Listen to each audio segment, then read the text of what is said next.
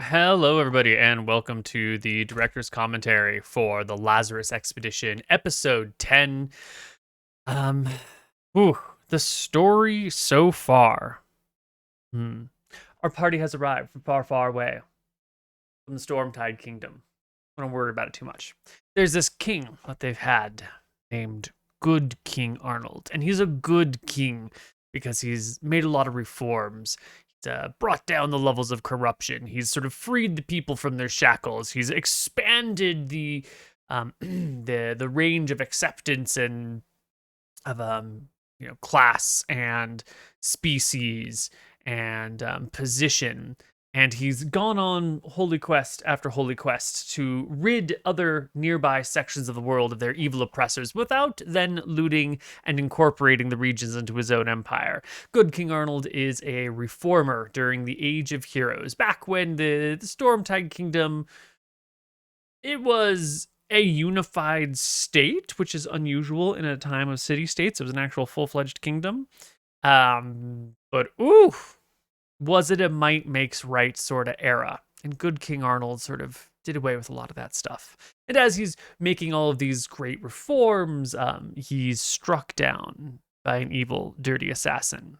And so the greatest warriors of the king, his greatest paladin, a paladin of Rossi, goddess of death, whose name is Lazarus, heads out in order to find a scroll of resurrection so that good King Arnold can continue to be good King Arnold. Unfortunately, just as they've found the location where the scroll is going to be, the ship sinks in a storm, and the 14th level paladin dies, all the wizards die, all the clerics die, the horses drown, the gear is lost, the gold is sunk, and to the best of our knowledge, 4 people make it off the boat and wash up onto the beach. But it's not like the cool 4 people. No, no, no. It's just sort of 4 random people. One of them is a hoity-toity noble fancy boy who was like sent on this mission to just like get some experience in color and see the world. His bodyguard also happened to survive. And then there's like the random ship's cleric, not like the cool cleric who runs things, not the cleric who is in charge of anything of important, but just like there is a ship and the ship has a cleric assigned to it who's like just supposed to oversee the religious upbringings of the people and like have a little bit of support spells for the day-to-day operations of that ship. And the ship then like got pulled into this bigger expedition, and the guy's like not necessarily tied to the expedition. He's tied to like the vessel the expedition has been using to get places. So he's sort of like the towboat local priest, which is definitely like the smallest, least ranked cleric on the expedition. And last but not least, there was the great paladin's squire, like her third level, her second or third level squire. And these are the 4 people who survived. They explored the new land. They're looking for the scroll of resurrection still, even though it's just these 4 nobodies on this journey, and all of their great warriors, their magic items, their spell books, except for one, their gold, their riches, all of their great stuff is gone to the bottom of the sea, and it's just like 4 practically naked dudes washing up on a beach and a horse. And bit by bit, they've made the way across the land. They have got a heading on where they needed to go. They've been sort of looking for ways to get there, running into problems, having some cultural differences that are getting in the way of things. And finally, they've found someone who was trying to help them get the tools they need to finish their journey. And half the party died. They're just dead. They got wiped in a battle. Almost the whole party got wiped. And so now we're left with the fancy mage's bodyguard, and we're left with the low-ranking ship's cleric, who was, given up to the church as an infant and has spent his whole life serving the state, but like not really happy about it, and has no position, rank, or authority. And so it's these 2 nobodies. It's not the badass paladin badass paladin. It's not the squire of the party leader, of the expedition leader, and it's not the like wealthy mage whose dad financed the expedition, but he's just here for a look around. It's like the fancy guy's bodyguard and the leftover cleric who's assigned to the boat but like wasn't really part of the expedition. He was just like attached to the expedition accidentally. Not accidentally, but incidentally. Those two have survived. And so we're going to pick up our session with they've already returned to the town. They've already brought Cassius's head back to the city. They've already sort of started to reap those rewards. And so now we're going to see them get some new party members and all that other stuff. So let's give it a shot. Hello, everybody, and welcome to episode 10 of the Lazarus Expedition. We have episode 10, baby. Let's go. We have a great campaign for you today. And it's going to be a good session. You know, this session we actually did twice, kind of. We started this episode 10 session. We played for like an hour and a half. When some problems came up, some like out of game, real world problems, and we had to like quickly cancel the session. And then we were gonna like maybe restart it because there were some complications. And I honestly wasn't very happy with how our first run at episode 10 was going. By the time the session was canceled, in my mind, I was like, oh, thank God. It's taken us like 2 hours and nothing has happened. And I feel like this has been a pretty boring session. So that we had to redo it worked really, really well.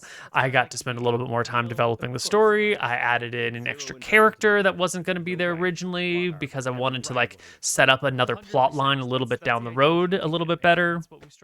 And as we get to these new characters that are arriving, we'll give a little chance to talk about them, who they are, why we've developed characters this way. Maybe a little bit of theory crafting on these things, and I'll be able to talk to you about why we added a character who wasn't originally going to be in this session, a new NPC who was originally not here, and we're going to talk a little bit about these things. For one conversation round, and you attacked us, okay? That's what actually happened. You're the bloodthirsty DM. The big, scary boss man of the region was like, lay down your arms, and you were all like, nah, fuck you. You would have saw. That's actually exactly how it went. The big scary boss man of the region, who they have been warned about, told them to lay down their arms, and the party was like, you know, I don't really respect your authority, and I don't view you as a threat. And then they got what was coming to them, and half of them died. So that's a lesson for you about talking back to the cops. Don't do it. Half of you will die. Of the two-handed great axe. Mm-hmm. Sorry, See we him just as go he back. walks through the street around with it. He was by definition the antagonist, Neal. He attacked us. If True. I'd have said, He did. throw down your arms and surrender, and he didn't, does that mean that I'm justified in killing anyone? You were trespassers on his land on the route between his cities with his minion Doesn't in own the tow. land. Doesn't own the land. Yeah, That was he our does. minion at that point. See, this is a great discussion because it really brings up the question of like, what is ownership of land really? Like, who is to say that Cassius owns the land? Like, he built the road, he built the other town, only his people work in that town, it's his road going to that town. Like, what, do you need some sort of state? Like, do you need just to have it written down on a piece of paper and sitting in a building somewhere to say you own the land? The ownership is a pretty broad, you know, how much proof do I have that I own this bottle? I don't have a receipt for this bottle, but I own it, you know? In that same way, this is Cassius's territory, this is Cassius's land, he definitely owns it. Property rights are an interesting thing when you remove long-term record keeping and writing from the equation. And then property rights are much more of like we all sort of have a consensus upon this, or this person is able to assert their authority on this subject. We get a little comfortable today that the things are a certain way and it's provable and you know it. It's not how it always is, you know? All right. Well, our party is taking some downtime here. We've got a couple of weeks while we rest, we recuperate, we take a long rest, we sort out the finances, and we kind of did that in our last session. You're going to hand over most of the estate and valuables to Julia, and you're taking some of it for yourself. Yeah. Let's do, because we never actually posted last week's video as far as I'm aware. Right. So we should So go over those the things. loot that you guys get to keep for yourself. The first one is the only magic There's a item lot you've of come loot across here. so far. Let me and it's find my kind of a loot weak table. magic item. aside from healing questions. It is a blessed hide shield. We're going to talk about this blessed hide shield here. Because this is the Age of Heroes. Here's the Cassius loot. And let me bring up this other chart that I have. Because the Age of Heroes is very early on in the world. And so the magic density is very different during this time than it would be during the times that we normally play in. Where's my history of the world document? Here we go. So the Age of Heroes is where the high-powered magical items are created. Most of the variants on a theme are created here, like, sword +3 versus goblins, or sword +5 versus orcs, or whatever. Most of those are created here. Swords of Fire, Frostbrand Axe, Lightning Spear, all of these sorts of, thematic items, and all of the really, really high-powered items are created during the Age of Heroes. But that means there's not +1 swords lying around. This is the sort of the age of great creations, and nobody's making a +1 sword. Those just don't exist. And so there are far fewer magical items during the Age of Heroes, especially at the point where we are in the Age of Heroes, which I think is year 300 or 400 or something like that.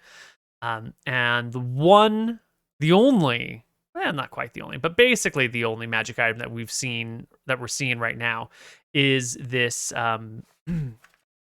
this shield. It is a blessed hide shield. It is a wooden frame with skin of the former arena owner stretched over it, and it's been blessed by Velthara, goddess of vengeance, so that it functions just as well as a metal shield, and that enemies who see it have disadvantage on saves versus magical fear. And this is designed to be very emblematic of the Age of Heroes equipment, where Cassius comes to his own. He becomes this powerhouse of a person. He takes over the arena. He kills the former arena owner because there's bad blood between them. And then he he uses the former arena's owner's skin to make a shield, and he takes it to the Temple of Velthara, or maybe he's working with the priest the whole time. But whatever it is, the goddess of vengeance looks down on this person, turning his enemy into a shield by stretching his skin over it. And the goddess comes down, she blesses the shit out of that shield. Now it doesn't have, great properties, but it does, it's light, it's durable, and grants disadvantage on saves versus magical fear. Is just a little bit more thematic. You're seeing the skin being stretched over this. And so if you're hit with some sort of magical fear spell, you're already a little bit intimidated by this shield. So when the magic fear comes along, you're going to bolt. And this is, we do see potions all around quite a bit, but this is the first real magic item we've seen. It's not the first real magic item that's been encountered. There have been some NPCs in the background who have had some magic items that we haven't really talked about, but this is the first real magic item we come across, and it's not fantastic. It's not all-powerful, but it is very much how magic is getting created in this age of the world. It's you've done something great and dedicated it to a deity, and the deity is going to turn it into something magical. And that's how it goes.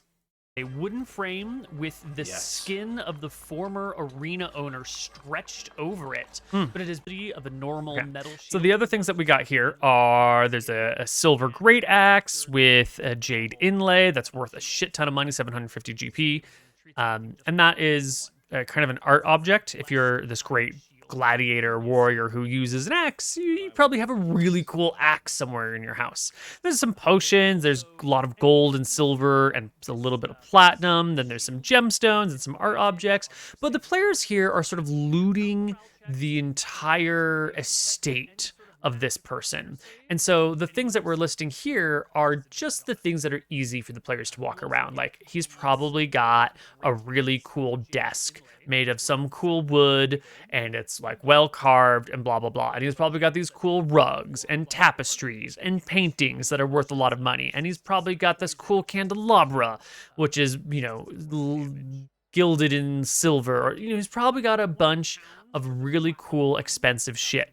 But it's all big and bulky and hard to carry around. And our party's leaving, and they're leaving the estate here, and they're gonna want the portable wealth. So we're ignoring, the vast sums of traditional wealth, which is in the form of like actual possessions, and we're just going with the portable stuff. Now we've given the party the lowdown on the coinage. We didn't talk about where it came from. We didn't talk about the 1,000 platinum or the 20,000 gold or the 300,000 silver. And a lot of that silver and gold coinage is going to be coming from the arena. We just mentioned, hey, there's a bunch of coins around. What do you want to take? And the party's like, we'll take it. But this is like the arena's liquidity. This is the pay that is going to be going to gladiators. This is the pay that's going to pay the staff, that's going to pay the household staff. Like, this is the liquidity that makes the business of the arena and the business of Cassius's merchant empire function. The players didn't ask about this money. They don't have that much time. They don't really give a shit. We're not going to worry about it too much. But when they take this cash, and I don't think they took the silver, but when they take the gold at least, they're really making it hard for the merchant empire, the business, the Colosseum to operate, because imagine if your shop got robbed and they took all your cash on hand, and someone shows up with like a 20 for a $10 thing, and you have no cash to break a 20. And you've got no cash to pay your employees. So it is putting whoever is going to inherit this stuff in a bit of a position. Now, that probably won't come back to bite. Only if the players come back to Scales Vale or maybe to Bellwind will the fallout from this occur. And in theory, the party might have to go back to Scalesvale once they have all the stuff in order to talk with Julia to get a boat ride home. Like, they could probably find their own boat ride, but if they've already got something set up there, so that'd be nice.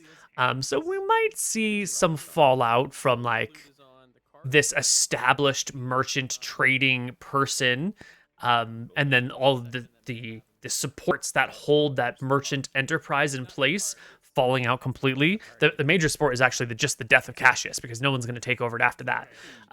Even if someone wants to take over it, like, it's traded on his name. It's the Age of Heroes. It's not the Age of Corporations. And then even if someone does manage to pick it up, they're just not going to have the assets to manage it. So there's going to be what we call a power vacuum occurring. And there will be a decline in trade at this point in time. And it will have a strong impact in the local region. Quite a strong impact. He looks rich. Probably a good time. We're going to back up just a little bit. I'm not in the party yet, but we're technically mega rich. Yes, we are technically mega rich, and we're about to get richer by 2 slaves. Before we go to introducing the new characters, just to make the point, Sturmia spends some money, some time getting his hair, like a new cape, new robes to go over. The Greenzerg's going to get a little bit nicer looking here. He's going to outfit his character with some pretty stuff. He's going to try and like live up to a slightly higher potential, which I love. One of the things that irritates me to no end about Dungeons and Dragons, and it's not worth fixing, but it's just a gaping hole that drives me crazy, is that our players will get in fights and battles, and they'll get hit with fireballs, and they'll be stabbed and shot and bashed and slashed. And then they just go around life with these clothes that are tattered and bloodstained and holed and just like a complete mess. And we just never talk about it. We never talk about the damage to the party's gear. We just assume if you have gear, it is functional until something happens, and then it becomes completely unfunctional. And that's the only practical way to play it. It's too much record keeping to track what your clothes and your stuff looks like moment to moment. But I do really enjoy having a player be like, I have money. I'm going to spend it on clothing and looking nice and all that stuff. So good on you, Greenzerg. Over his armor. Yeah. He looks rich. Probably a good time to get new clothing. Yeah. Is there Because we're heading north as well. It's not going to be as hot, right? Well, going through the Badlands is going to be hot, but once you get through the Badlands to the Everglades, it will be humid and a little warm, but not like stifling hot, and you can wear normal armor. Is you know. there is there like a local fabric that people are like, like some places it's like Great silk with gold question. inlay, or like is there like is basically I don't actually know about the fabric making of the early Mediterranean area. I am guessing it was flax and linen. I mean, flax turns into linen and probably not cotton. Or maybe it was cotton. I don't know. I have no idea what the early fabrics were like. I'm asking, is Stermere decked out in like the best of the local stuff? He is decked out to the best of the local stuff, but like, what is the material from which these things are made? Great question. I don't know. Look at me not know the answer. Yeah. As much. I mean, he's not going to like spend the entire fortune that we've made. Like, We're gonna skip ahead here. Likely get. Is there a thieves guild in this city? Is there something? This is another. We're not gonna make very much progress. This is another question that comes up often. Is people will ask openly about thieves guilds, which by their very nature are secret societies that thrive in situations where people don't know about them and fall apart when people do know about them. And I think normally I am too diplomatic. I should probably just say, no, there's no thieves guild. Or I should just say, you've never heard of one. Or I should say, well, you've heard of one, but you don't know anything about it. Like, the answer to is there a thieves guild should be an answer that says, like, well, there's always a mafia. Like, there's always organized crime somewhere, but how organized is it really? Because thieves guilds are cool, and everyone always wants to talk to thieves guilds or like be involved in thieves guilds in some way, shape, or form. But if you're running a thieves guild, you're not going to just like advertise your shit to every Tom, Dick, and Harry who walks by, and you're certainly not going to be like opening your doors to just randoms. I think the best indicator of a thieves guild we've ever done was in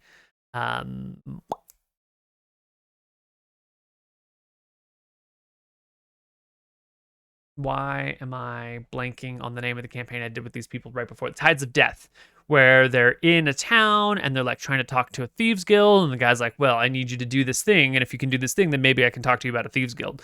And I think you definitely need a little bit more of like an introduction, or a little bit more of an initiation, or a little bit more of like a go kill that guy, or like go steal something from this person. Like, show me that you are not part of the law and that you are capable, and then maybe we can talk about organization.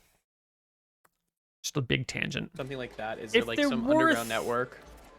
So there's not so much of thieves guild, right? You've got like the bandit queen who just like goes and steals shit from people and kills them, right? And you had Cassius who was into like slave trading, and like you don't need a thieves guild. Yeah, and if there no law to begin with. Right, and if there were some sort of thing like that, it wouldn't be a thing that one would easily come across. Got it. Yeah. Can I get access to some poisons? Poisons are another interesting tool, because poison is normally used for dealing with rodents. You don't poison creatures you hunt, because then, there's poison in them. And there's not a ton of use for poison in day-to-day situations. It's pretty much just for like rodents and pest control. So the availability of poison is always a little bit like, should there be poison around? Are people cool with that? Wouldn't you just like kill the person who's selling poison, because that seems like a bad idea to have that person around? Like, if you were in charge of a town and someone's like, yeah, I've got like person killing poison over here, and you are the law, wouldn't you just arrest that person and jail them? And it doesn't matter if they break a crime or like if the crime is specific or not, because this is a feudal period. You can just arrest and jail people for whatever you want. Like, it's not exactly a super lawful era. So poisons, should they be around? These are good questions. Now, in the Age of Heroes, where there are a lot more like actual monsters, and you might need poison to fight a monster, well, that might be more legitimate.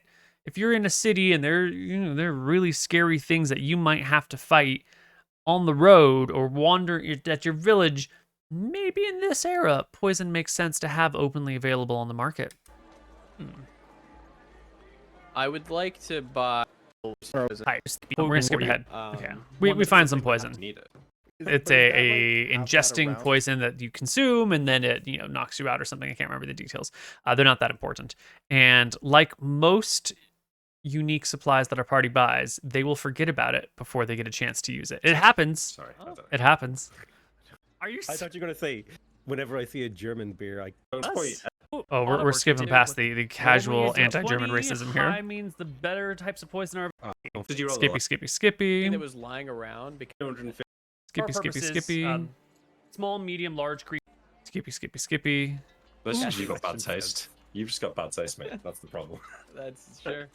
This Cassie, is- they does, assured for me sure. that this was the fucking fashion, okay? This was not what was in style back home. This is the problem, He's Cassie. wearing like Yeah. the equivalent of like a Gucci T-shirt.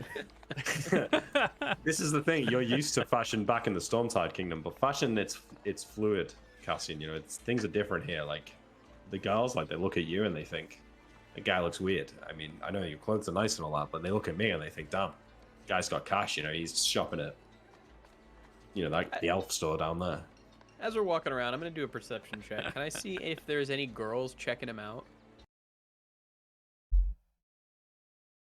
Now, this sort of casual, like, we're just people existing in the city, we're doing our own thing, is great. I love this sort of day-to-day roleplay where the characters are getting involved in, like, the petty shit that isn't mechanical and doesn't matter to the main storyline, where it's just like, oh, yeah, well, I'm gonna, like, pick up on chicks better than you can pick up on chicks. And it's sort of petty and silly, and it's very indicative of, like, the characters in their normal day-to-day life. I really love the mundane parts of character development and character stories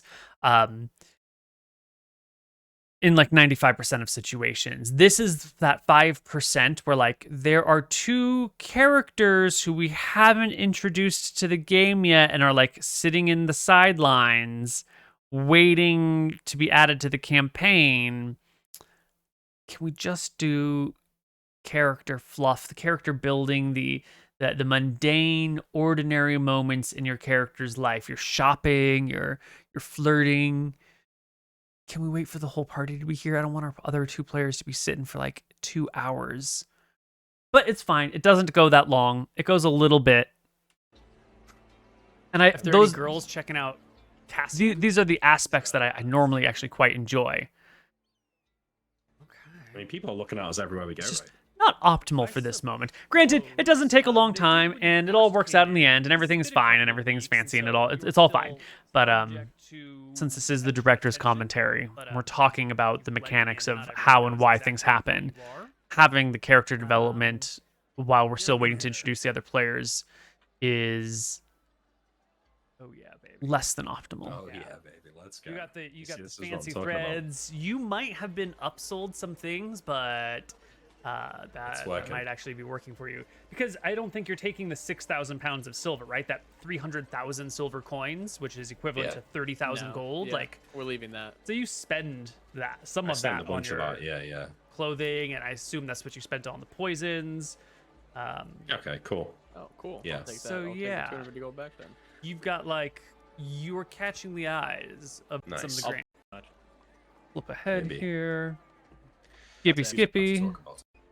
I know, but so this isn't for all intents and purposes. This is We will once again call out that this map is done by Rusty Maps on Roll20. And there's a whole bunch of different versions. There's like a nighttime version, a daytime version, a version with labels, although the labels are just like things that they've called out that I've looked at the labels and I have no use for them whatsoever. And there's like a winter version, a summer version. There's like, 10 different versions of this map out there, with just, different skins and stuff on the same doodles. So Rusty Maps are pretty cool. I dig them. They're not great for battles, but they do give a better vibe and a better feel to the zone. Like some sort of servant of some kind. One of them looks, well, and then the three remainder Oh, here we go. We're introducing those characters now. have a working relationship with her. Your carts are here with all of your stuff. People are gathering, and setting the scene. The carts are here, she's here, the money's here, stuff is here, people are gathering here. You will see that there are also, quick note, side note, the music in the background, I think we are using the Water Deep, something or other, or something water related track. It's very nice, it's very pleasant, it's very background, just the sounds of a city, hustling, bustling, some light music, but not too much. It really sets a vibe of we're just hanging out and chilling. And it's a really good, like, starting off the session soundtrack. It helps that they're in a city, so it's super appropriate. 5 people. Yes, there are 5 new faces here. One of them is very clearly a Cleric of Martha. One of them looks like... Cleric of Martha is Mott. She is a 3rd level cleric. I'm just going to introduce these characters and talk to you about them as we're introducing them here. Open up Roll20. Lazarus Expedition. Mott. So there's a few. We're going to spend a lot of time talking about these characters, actually. Followers, Mott. So, Mott, who is she and why is she here? Why are we adding a cleric to the party at this point in the campaign? There are 3 reasons we are adding Mott, the 3rd level life domain cleric, to the party. The first reason is that Age of Heroes, party does great deeds, heroes collect followers, we want the party to have some followers, right? That reason applies to all the followers that they're getting this session. The second reason is that Mott is heading to the temple, the pyramid, the same destination the party is going. And so we are having her travel with the party as sort of an indicator that there are multiple threads and multiple storylines that are converging in the distance. The party's going to this temple. She's going to this temple. She might be going to the temple for the same reasons that they are. She might be going to the temple for different reasons. We don't know anything about this pyramid in Heatstruck. I call it a temple because it was built as a temple, but it's a pyramid. Pyramid is shape, temple is function.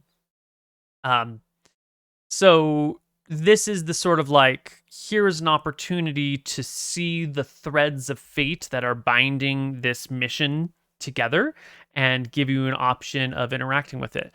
Unfortunately, our party doesn't take that option. They don't really ask too many questions. They ask a few, but it's more of like, cool, you're headed to the same place we are. Come along with us. Awesome. And the last reason we're adding Mott to the party is that when we're talking about adding followers, it is frustrating when your followers are the most effective creatures in combat. Or it's frustrating when your followers are being more influential in combat than you might like. It's frustrating when the followers take a lot of actions and they have complicated characters and spells. You don't want your followers to steal the limelight, and you don't want the followers to take too much time in combat, because combat takes a long time already. And so adding a dedicated support caster healer who doesn't do anything in combat, unless someone really, really needs something, stays the fuck back, but then can support the party with heals, makes that follower feel useful, and it makes you appreciate having them, but then they don't get in the way, because it's still you who is rolling the attack rolls and killing the monsters, but you're just getting that plus D4 from the healer over there. And so that feels like, even though the healer's D4 is what turned your blow from a miss to a killing blow, it feels like your victory, even though you were being supported by the caster. And so that is why, those are the 3 reasons we're adding Mott to the party. The party needs followers. We want to intertwine storylines and destinations. And if they were going to introduce followers who are doing these things, we want to introduce them as sort of like background support characters who didn't take up too much room.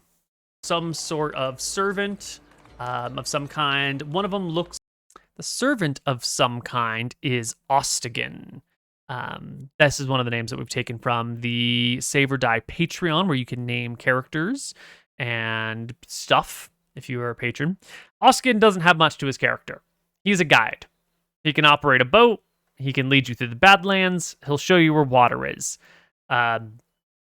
He knows about the region, but he is not a fighter. He's not a warrior. He doesn't do shit. He just is, and he is a passive enabler of the party's goals.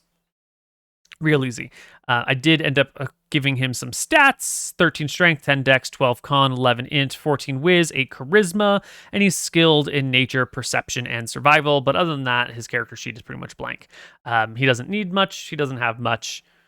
He's pretty chill. I guess as long as we're here, we can talk about Matt's stats.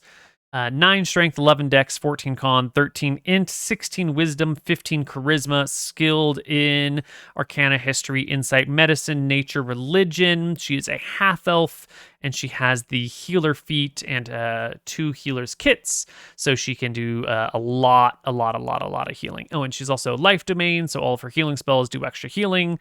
And of her spells that she's memorized or has prepared bless and cure wounds from her subclass, detect poison and disease, healing words, sanctuary, shield of faith, all support spells. And second level ones are lesser restoration and spiritual weapon from her subclass, and prayer of healing and protection from poison that she has picked. And those are her spells that are available to her. Now, also cantrips are spare the dying light and resistance. So she's got all the healing things. She's capable of helping out the party. And if someone goes down and Mott can get close enough to them, she can word of healing them back into consciousness, which would do D4 plus her spellcasting mod plus Disciple of Life 2 plus the spell's level. So it would be D4 plus 3 plus 2 plus 1. So that would be D4 plus 6, which is 7 to 10 HP for a healing word, which is crazy good. That's excellent healing right there, Mott. Well, and then the 3 remaining ones look like warriors, or maybe 2 warriors and a spellcaster of sorts. Try not to call out the players and the NPCs as separate entities right now. There's just 3 remaining warriors. One of them's an NPC, 2 of them are players. One of them's a hobgoblin. One of them's that's a player. Is that a half orc? I believe that's a player. And one of them's a half elf. That's an NPC. Cassian on the side. This is it. This is what I'm saying. These will be the party that have gone to the long lost tomb to get the magical items for us. Really trusted a hobgoblin to go and get a magic item. Sadly, there are no long-lost tombs filled with magical items. It is too early in the world to have those things yet. These are the people here whose tombs we will be raiding for future campaigns to come. But those tombs haven't been built yet to be raided yet. So, sorry. Item? Just a warning, before we do this scene, my food is going to arrive at my door in 2 minutes, and it's going to bring the entire thing to a screeching halt. So, do you guys want to do any scene between you guys until this shit happens real quick? Technology is the vehicle of Dungeons and Dragons campaigns being streamed, and that means, things are being done from various locations, sort of ad hoc, without huge support networks. If we were doing this in a studio, there would be support staff to manage these things and well-planned out times. But, when we just... People gotta eat. And honestly, the core experience for Dungeons & Dragons with me is sitting around the table, playing D&D with your friends, eating and drinking, and having food in session where people are eating is just, it's a part of the game. It is core culture. And I miss that core cultural aspect of Dungeons & Dragons quite a lot. So, sorry for Quick Claw. Go get your food. It's literally 1 minute. Yeah, I'm good. All right. Yeah. Me and Nick can walk around the city a little bit. Yeah. Driving. We're at a bar. Oh, they're gonna get in trouble, aren't they? On the way there, Yeah, we on stop the way in to there. get a drink. She's taking a fancy to you, Steermere. Yeah, I know. I see that. Thanks for letting us come in here. I'll be quick. Oh. I stop at the door. I look around. How much attention are we garnering as we walk in? Is this a situation where everyone's looking at us, or No. Breaking his heart. He wanted it to be a situation where everyone was looking at him. You are not eyes are not turning. The music is not stopping.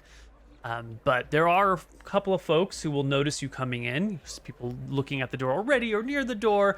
And then there are a couple of looks that linger as the two handsome, well-to-do, fancy-pantsy looking people step on in. But in, appropriate barroom behavior, and the looks linger too long. No one is immediately smitten with you. I give a wink to. I go up to the bar I don't give a wink actually. and I say to the bartender, a pint of your finest ale, please.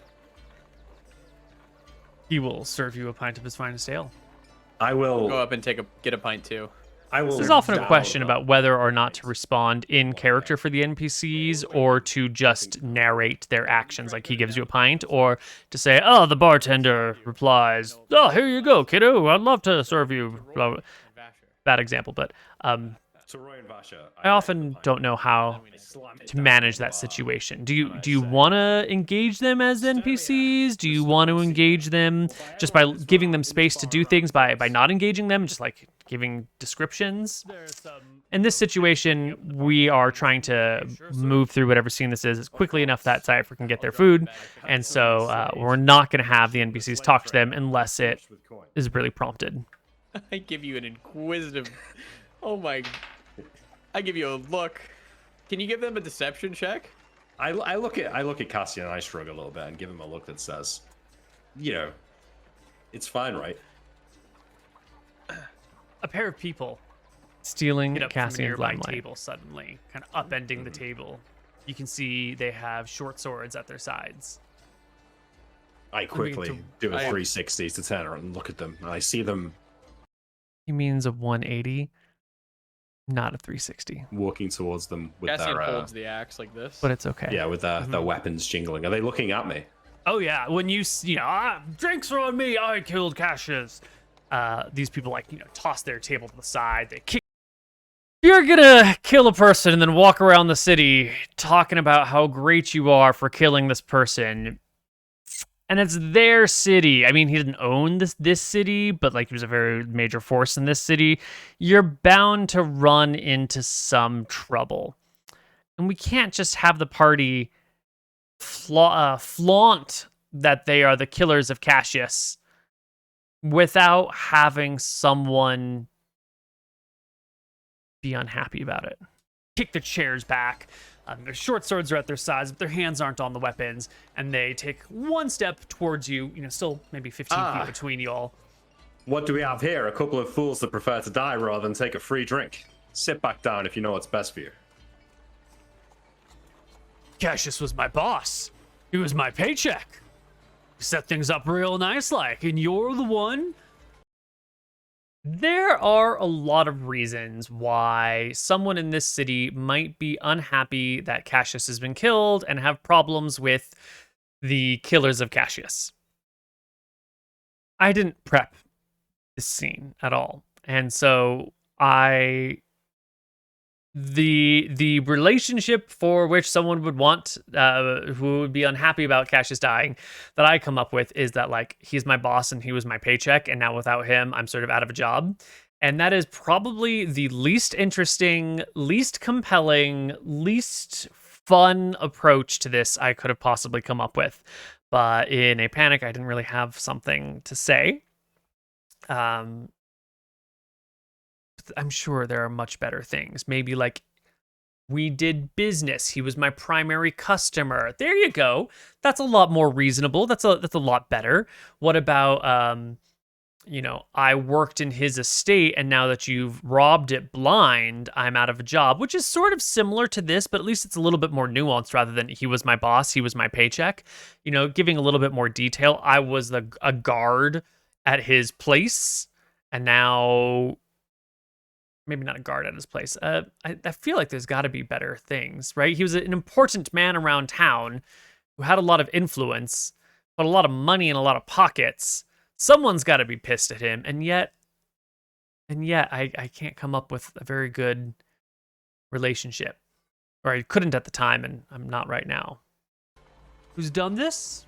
Why don't we step outside? The old man can't fight. You hear that? Step outside. Yeah, if you're such a badass, take me on, one-on-one.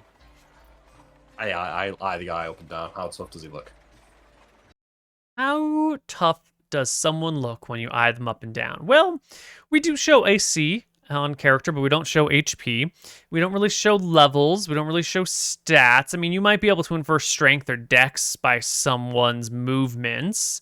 You could probably infer charisma, but intelligence, willpower, constitution, kind of hard to judge. Level's hard to judge. Attack bonus is hard to judge. Class is hard to judge. I mean, not social class, but like character class. And it's always been a tough thing in D&D to figure out how to telegraph about someone's abilities without tipping too much information. It's a difficult line to walk. You know, you don't want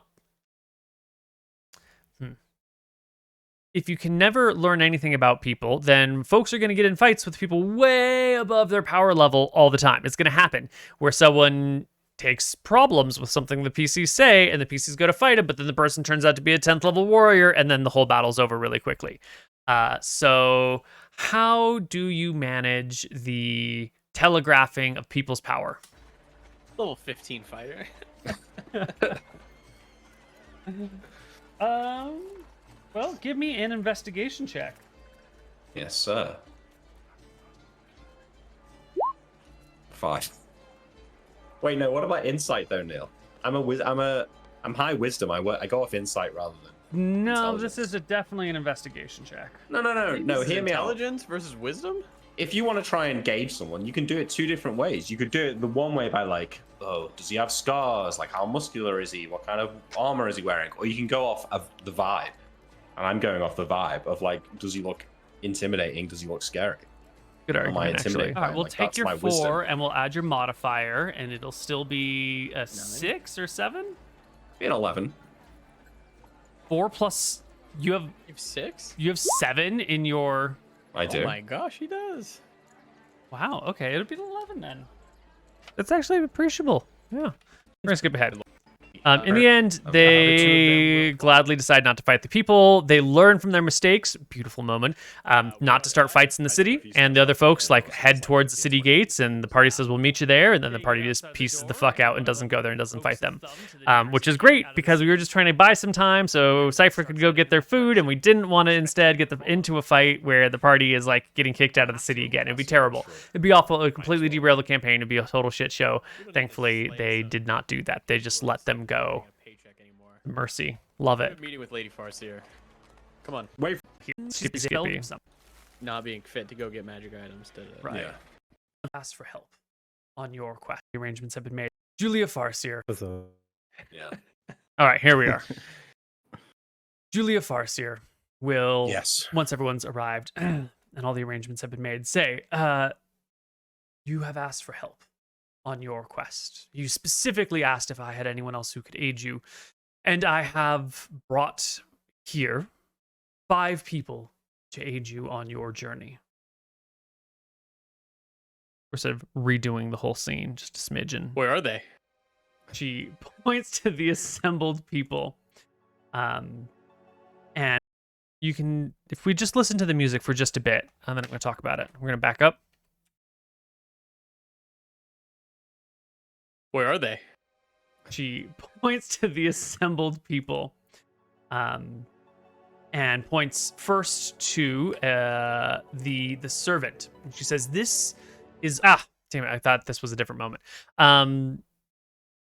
First track I tried to play didn't work out, and so we ended up with this one. This is Solemn Vow. This is our great like beginning of a quest track. It's usually, I like to use it when a quest has been given to people or they're about to undertake something great. It's very like, you know, everything's coming together track, and it's perfect for being introduced to all of your new friends. First to the servant. She says, this is Ostigan. He will be your guide and your boatman should you choose to. We already talked about the guide, but boat is a great question. The party can go through the Badlands on foot, or they can go by boat. And we will talk about this a little bit later, so let's not talk about it now. To go by boat. Next, she points to one of the mercenaries, the half-elf mercenary, and says, this is Ethan, also named by the Patreon. He is one of my associates and has need to speak with people in Blup. She's a little cagey around Ethan's purpose. That is not me having trouble coming up with the thing like we did with the dude in the bar. This is a little bit more speaking to the nature of Julia Farseer and how she operates. And I'm going to just leave it at that. He will travel with you that far, helping you as needed. Then we'll leave the journey. These, she said, important that he's going to leave the journey. He's just here to get to Blup, right? He's a temporary follower. As pointing to the other two warriors, are my finest bodyguards and my very best men. They will help you on your quest. And she allows them to introduce themselves. So we're going to kind of skip over their self-introductions quite a lot.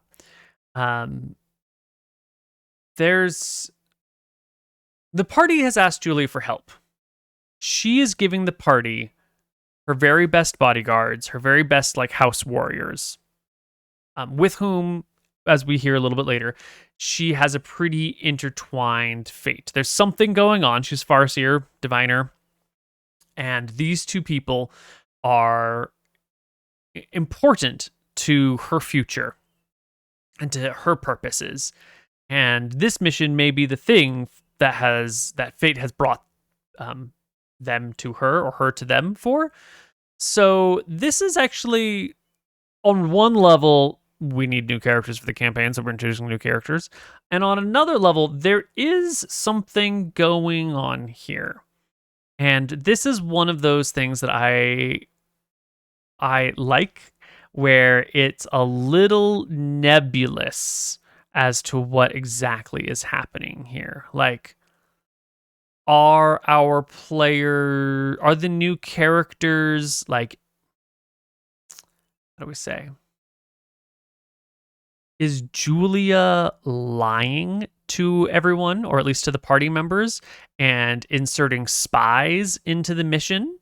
Or is Julia an ally who sees, the future and the things that are to come and is going to play her role in it and is who's earnestly helping the party with her best warriors? Or is this Julia has some sort of fate, but her fate is different from what the party wants, and so she's bringing in her two best warriors to be there as well? What is Julia's intention here? What has been her intention the entire time? If we look at not what she has said, but what has happened since the party has met Julia, they've lost half their party, and they have destroyed one of the three major power brokers in this city, of which Julia is one of them. So you could say that one of her rivals has been killed, and the party has been cut in half and is now being replaced with half of her warriors. So she's lost her biggest enemy, and now she's got her two best warriors going on this quest to get a scroll of resurrection. And that puts her in a position of power. And the question is she doing this for good reasons or for selfish reasons?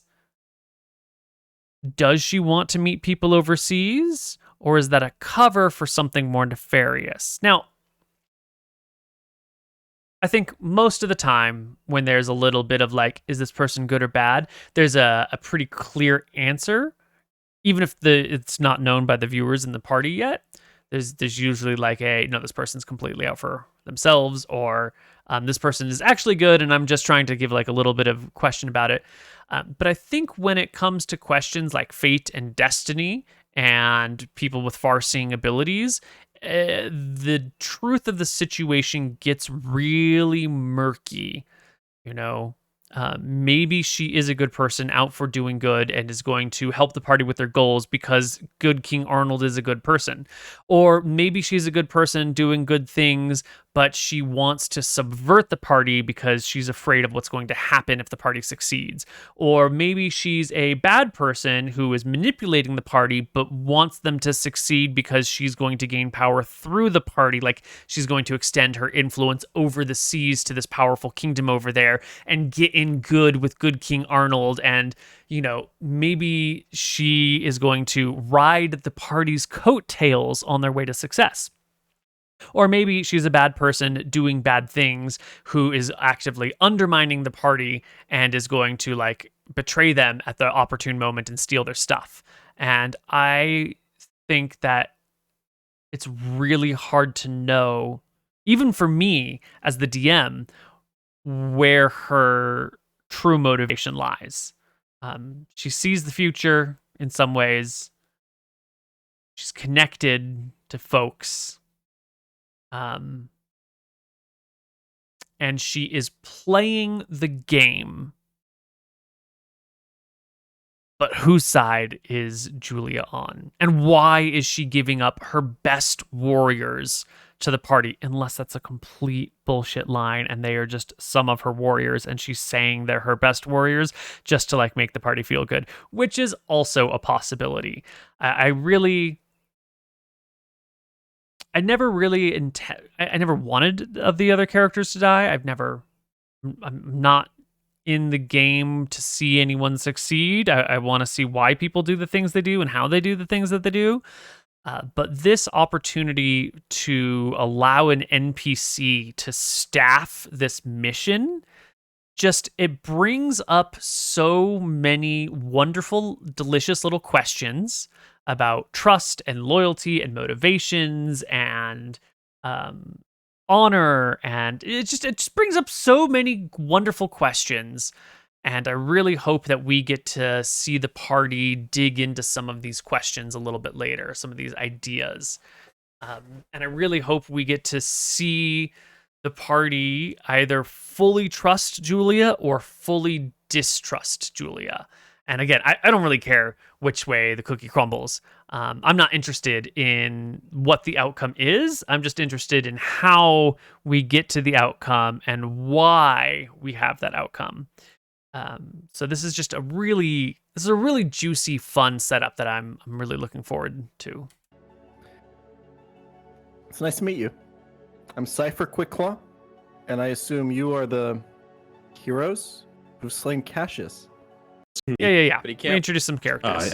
The elders of my tribe went like this too as they aged. Their minds could not remember the truth. So, Some good-natured ribbing going on here. But essentially, we just introduce our characters. That Roy and the Waystars were headed in that direction. And then we talk about some of the things that I talked about where Julia is like, you know, this is why we have this relationship with these people, and this is why we're doing these things. So here are our tokens. Ethan is on the top right over here. This is Mott. This is their friend Mitz, and this is Ostigan. And I have recently gotten some Mediterranean and Egyptian and Middle Eastern token sets, and I'm trying to use them a lot more in this campaign because we are going for that like Bronze Age vibe, that like Greco, not so much Roman, but like classical Greece, that old Egypt, that like the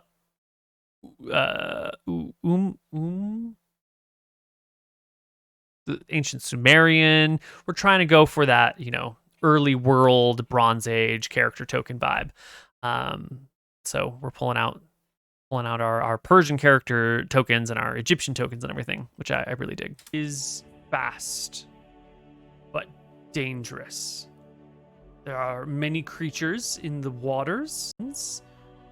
You may really fit. Right, we're talking about the Badlands and the monsters there, and we got a whole bunch of creatures in the Badlands, but we're going to talk about that in the next director's commentary. Water, so in a pinch. Yeah, well, Yeah. we're bringing plaques back to Blup. Okay. It will take some time for some logistics in managing what they're doing and what they're bringing with them. The end of the day, they're bringing their shit and they're bringing the body of Plaque so he can go back to Blup, and they're going to go by boat. before? Have we talked about this plan yet of getting on the boat? It's You're helping us, right? I think There's a nice Say- moment in here where the party, the two old members of the party, make decisions. The two new members of the party are like, "Excuse me, we're a group. You have to consult us on this." And there's a little bit of power brokering that goes on, and a little bit of like reminding that, hey, we're in this together. You don't just get to decide my fate. And it goes over really, really well. You should totally watch the episode for it, but we're not gonna go into it right now. 19. Strength and There is- Cassian will see you cast a spell. He'll grab for his axe, but then you're on one knee, and he'll. Lady Farseer, what is going on here? I am giving you my best men. Says a lot about this town. There is one rule, lad, tradition, and Blah blah blah. about how direction. Blah blah blah blah blah. Character development. Blah blah blah blah blah. Interesting Jumping back. dialogue. Fundamental nature of the party being developed here.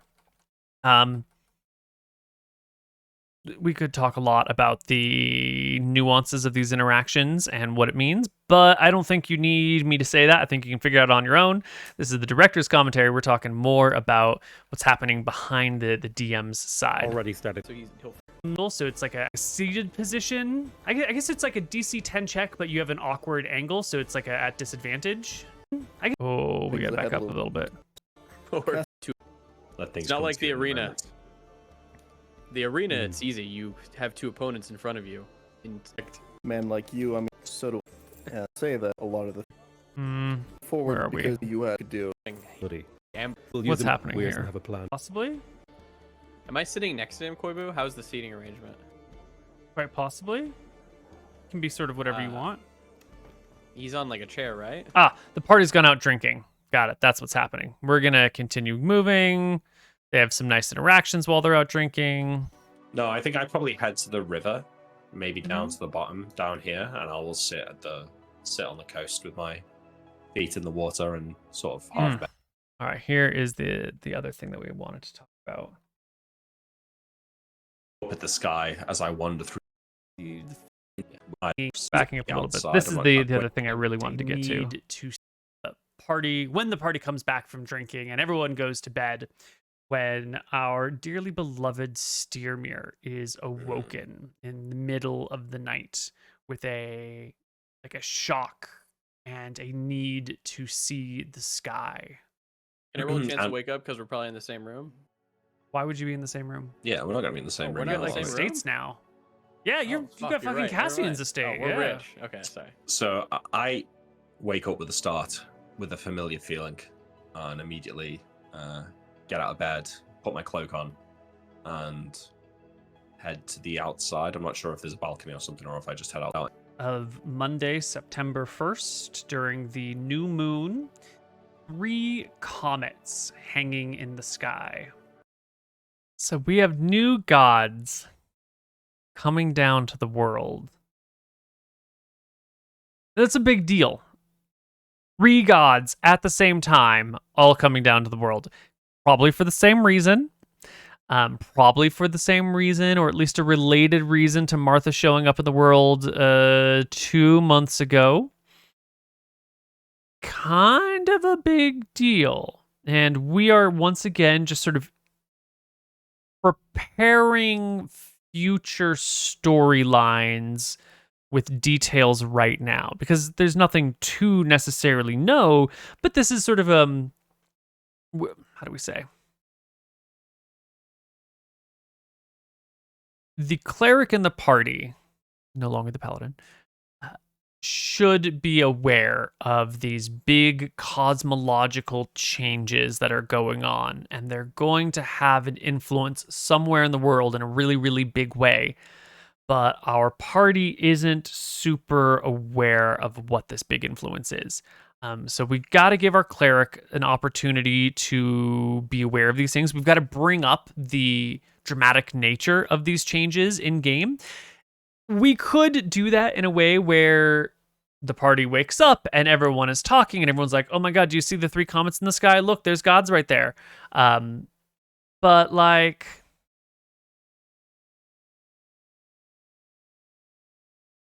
that would be a fine way to go about it. But then you'd have to have like dialogue between all 4 party members and random NPCs as everyone's talking about what it might mean. And then the DM has to insert a lot of like what other people might think about it. And I don't want to shape the party's thoughts. I don't want to shape the party's ideas on what's happening. I really want the party in this situation to come up with their own concepts and their own notions of what is happening and feed them to us rather than to feed the party ideas. I'm not trying to tell them a story. I want them to see something and, tell me what they think is going on, because it's a big deal.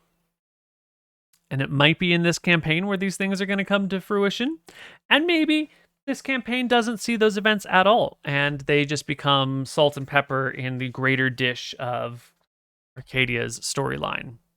Oh, but the gods that are coming to town are Heron, Nerul, and Nadinus. If you can figure out why Terran, Nerul, and Nadinus would come to town, the world, at the same time, and Martha would come to the world, why don't you post it on the subreddit and find out? And share it with us, Can I either infer from a feeling or tell from the other stars that are left which 3 gods this is? Give me a religion check. Skippy. The river. Bye. Skippy. Make about Like this story. Angry about it. Blind Steermere is just speaking the truth. When Steermere said those things, maybe 20 minutes expected. I don't know if you remember when another quick check up in the night sky, in the dead zone in Haven, to talk about what's going on with our dearly beloved dead characters. I actually really enjoy this little talking with the dead characters bit. I think it was Mr. Mooton's idea, and it's a nice way to remember the fallen and also just get some color commentary and some perspectives on what's going on. I really enjoy the dead characters still having a voice. When Steermere said those things maybe 20 minutes ago. Yeah, Vasher was definitely hurt by those words, but that's kind of how he feels about himself. He feels like he failed. So really, in his mind, Steermere is just speaking the truth. I wonder if we're going to get good character arcs from Vasher and Roy in the afterlife. Like, Vasher's feeling bad about himself. He feels like he's failed. When the expedition's complete, is Vasher going to be at peace, or is he still going to be like frustrated and upset about this stuff? I'm really, personally, since I have no idea where any of it's going, I'm really interested in the Vasher and Roy storylines. So it wounds him deeply, but it's a kind of like, he's not angry about it. It's more like, damn, I have no comeback to that. How do you You're muted. overcome with grief? Sorry about that. Roy feels like he wasn't really badmouthed too much, and he's the type of guy that if someone doesn't explicitly say something bad, he just kind of brushes it off. I think he thinks he's probably still well remembered, although he is sad that they're not keeping the name. He kind of hoped that, like, when he kind of came to terms with the fact that he died, one of the things in his mind that kind of kept him like, okay, maybe that gave him like a little bit of relief, was like, okay, maybe they're at least name the group after me. If I already died in battle, maybe they'll give me that, but they didn't. Nope.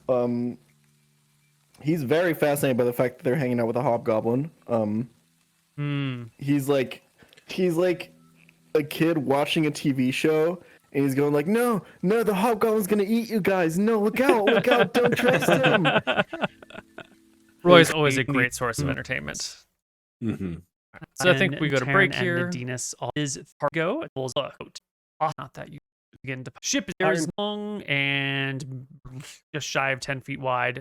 The trail. All right, so we talk about the boat. We talk about some stuff, The cannibalism. and I think we Well, start our Shop journey. scene. It is a great honor to be consumed by your friends. This is the Adventure Supply soundtrack. It's sort of the soundtrack, or the Adventure Supply audio track. It is sort of the soundtrack to this campaign, although we're moving out of the beginning adventure in a shop zone and more into heavy, bigger things. But I just love this track so much. It's a question of perspective. I'm not sure I'd find much honor in it myself. How else will you If I absorb? die, it? draw razor, you can eat me. I'll hold a hand out to him. Roll Racers would. This is like as if you'd suggested to like that we're closer than we are. He's like, oh, I couldn't possibly. I don't know. I'll take my hand back and he'll like, what the fuck are these guys want? Like what?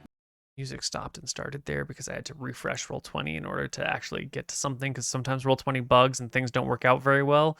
And the music comes from, I have two instances of Roll20 open at the same time. I've got the one that is playing the music, and I've got the one that is I've got the one that I'm managing the maps and everything on, and then I've got a separate instance of Roll20 open in a different browser that just captures the view that we send off to stream.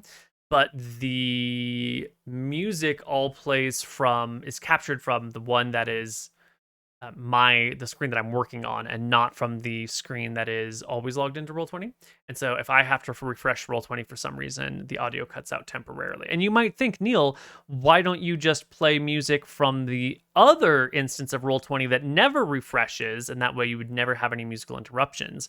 And the answer is that I want to be able to change the audio levels pretty quickly and easily, and I don't want to have to do that on the other instance, because then you'll see me flipping and changing audio settings. And I could just change the master audio up and down like I already do. But then that means I have to reconfigure more things on my computer with complicated sound settings, and it is such a pain in the ass to manage like virtual audio cables that I don't want to add any more browsers to it. And so every now and then the music will cut out because I'm lazy, because there's diminishing returns in managing extra virtual audio cables. I don't know. Maybe I should just play it through Firefox. I don't know. No one's eating anyone right now. But the timing on that cut out and then start up was pretty good. Let's take a look at it again. Like, will you If absorb? I die, Draw Razor, you can eat me. Music. I'll hold a Music. hand out to him. Roll Racers would. This is like as if you'd suggested to like that we're closer than we are. He's like, oh, I couldn't possibly. I don't. That cutout was perfect. The moment he's like, whoa, and then the out of game explanation, and then it starts up again, and it was perfect. It was a perfect cutout for the music, as if for comedic effect. But it was actually just a technical. I'll take my hand back and he'll like, what the fuck are these guys want? Like what? No one's eating anyone right now, at least. All right, Skippy. We're going ahead. Cave. Backing. We're gonna change the scale map, and yes, Cassie.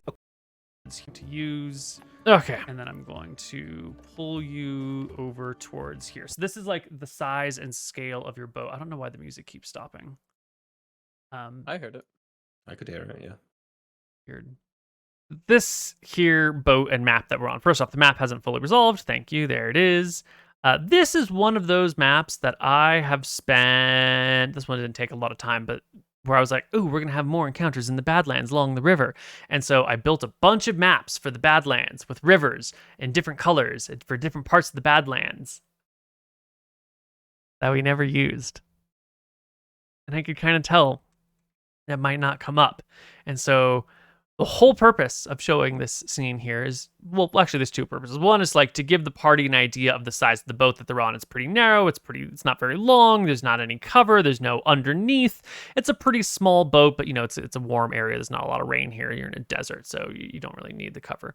And the other is because I make so many maps that never get used, and I make so many maps and put so much time into making things and assets that I just throw away casually after slaving away at them all day long. And so at the very least, let us look at a map that I put time and effort into so I can get some sort of self-satisfaction out of making it. This is a selfish looking at this map. I mean, it is nice to get an idea of what we're doing here, the size and scale of it all, but gosh darn.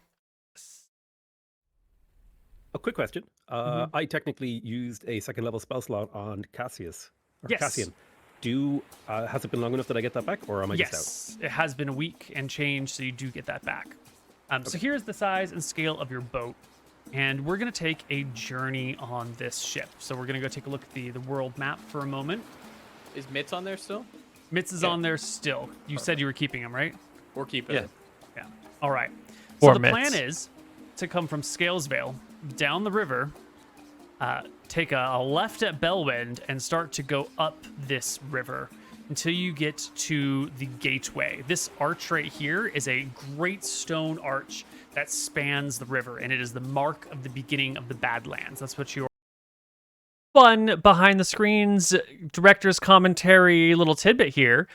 That arch was only placed there because I was trying out these map assets and like placing them around. I'm like, oh, hey, this arch is kind of cool. It's way too big to actually fit on this map because like an arch that big would have to be massive. It's the size. Look at the size of this arch right here as compared to like the size of these mountains. You know, it's not the height of the mountain, but it's like the height of these hills over here. So this arch would have to be huge if you were going to put it on a map somewhere. And I was in the middle of complaining about how the arch was too big of a map asset to actually put anywhere. But then I'm like, well, what if you could like, you know, maybe put the river through it? That's kind of a cool thing. And then I liked the way it looked. And so I'm like, well, fine. Now I'm going to justify the use of this ridiculous arch for the purposes of our game. And so I added lore to the world of a giant fucking arch guarding the entrance to the Badlands. That is your general marker. I think I said it's like 30 feet wide, 600 feet across, 400 feet tall. I don't remember the exact dimensions, but they're ridiculous. It's an impossible structure made out of natural stone. So the whole reason we have this arch here is because I didn't like it as a map asset until I placed it, and then it placed itself in my heart, and now I'm stuck with it. Your guide will tell you. Your guide named Ostigan. Ostigan and Ethan are named characters by our patrons, so if you want to name some characters in game, that's how you do it. Once you get past the arch, you will be in the Badlands proper. It is hot. It is dangerous. There's not much in the way of sand. There's basically no vegetation. There are these tall spires, and to the northwest, you'll be able to see the three sisters, Gaia, Magna, and Licinia.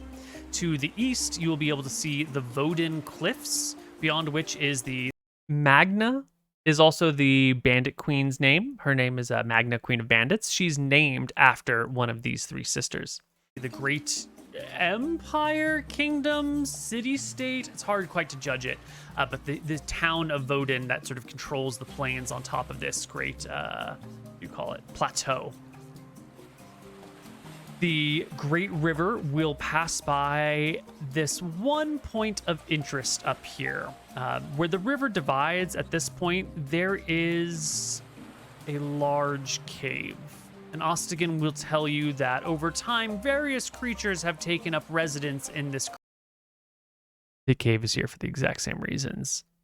I was like, this cave is too big. Never on a world map would you need to place a cave. Do you know how big a cave or how important a cave would have to be in order to get a placement on a world map? It's absolutely ridiculous. Oh, it fits really here right well. And well, I guess it would be cool to have like a cave that different monsters come in, and like a Hydra might live there and then it gets killed, and then a dragon lives there until it gets killed. Like it's sort of like the creature cave, like a great lair, but it's also like in an obvious place, but it's also like in a really good place. And so it's just like always being...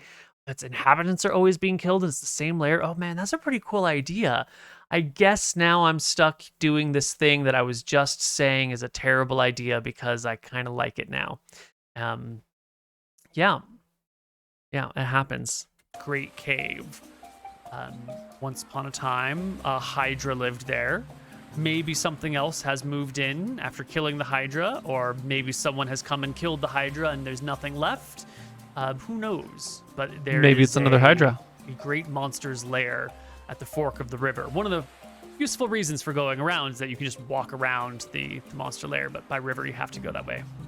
Then traveling all the way up, you get into the twisting, winding section where it's actually a fairly narrow canyon until it comes to the highlands where you reach the Great Swamp, also known as the Everglades. None of my players care.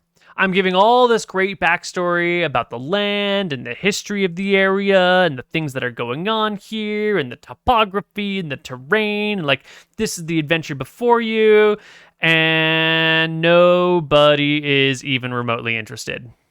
No, not even slightly. You know how many questions we're about to get in the campaign about where we're going and how we're going to get there? I'm telling them all right now, but God's bless them. No one's paying attention. Within which is the city of Blup, and beyond which is all of your other stuff. City is a big word. It's too big a word. Sounds like a good journey. It sounds like a shitty journey. Are It's a terrible place. It's called the Badlands for a reason. Or are you suggesting that we might want to check it out? I am trying to inform you of the dangers you will be facing. And soon shall come across the monsters of the river. Once we turn and head towards the Badlands, you need not fear the gators or crocodiles of the great river. Once we head towards the Badlands, they do not live there. Now we're going to tell them about all the dangers in the Badlands. Enough food for them. But you will find the Sahugwin, the giant crabs, and most dangerous of all, the sentient jellyfish. Love me some sentient jellyfish. We're not running into any of those. I feel a very fortuitous journey is ahead of us. Shakes his head. Oh, but you will. And so much more. Well, the boat's full. There's no room for any sentient jellyfish or any nonsense like that. Cassian, the disregard with which you talk about the dangers of a land that you, quite frankly, are completely foreign to is a little insulting. Good job, Cypher. Do you not wish to know the creatures that live in the Badlands? We do. We value your insight, Ostgen. Back home, this is just a playful banter we do to get ourselves ready for a dangerous mission. Personally, I'd like to rely more. Yes, just a laugh to settle the nerves before battle. I'd like to rely on more than just good fortune when it comes to the dangers of this land. Then you can help with the rowing and make sure we get there as soon as possible. Let's see, Neal, what do I have to roll to find out if Cypher has encountered one of these jellyfish before? History? If you've encountered one before, like personally come into contact with one, give me a d20. You want a 17 or above. So people don't spend a lot of time in the Badlands. Yeah. But I've heard of these, right? Absolutely. It's a pretty common thing. Yeah. Yeah. What do I know about them? Well, they look like this. I spent so much time making the sentient jellyfish. They are known for their tentacles, which conduct their jellyfish poison. Jellyfish poison is a better word. Requires you make a DC 11 con. Take a look at this here. DC 11 con save or be poisoned for 1 minute. Sounds pretty obvious. Pretty easy. Until this poison ends, the target is paralyzed. The target can repeat the saving throw at the end of each of its turns, ending poison on itself on a success. Well, if you are underwater and you are paralyzed, you are not in a very good spot. You might be drowning immediately. You might just be sinking. Whatever the situation is, this jellyfish poison is nasty. I think the paralyzed condition is real tough. Paralyzed.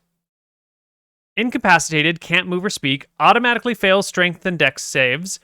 Attack rolls against it have advantage. Any attack that hits the creature is a critical hit if it was in 5 feet of the creature.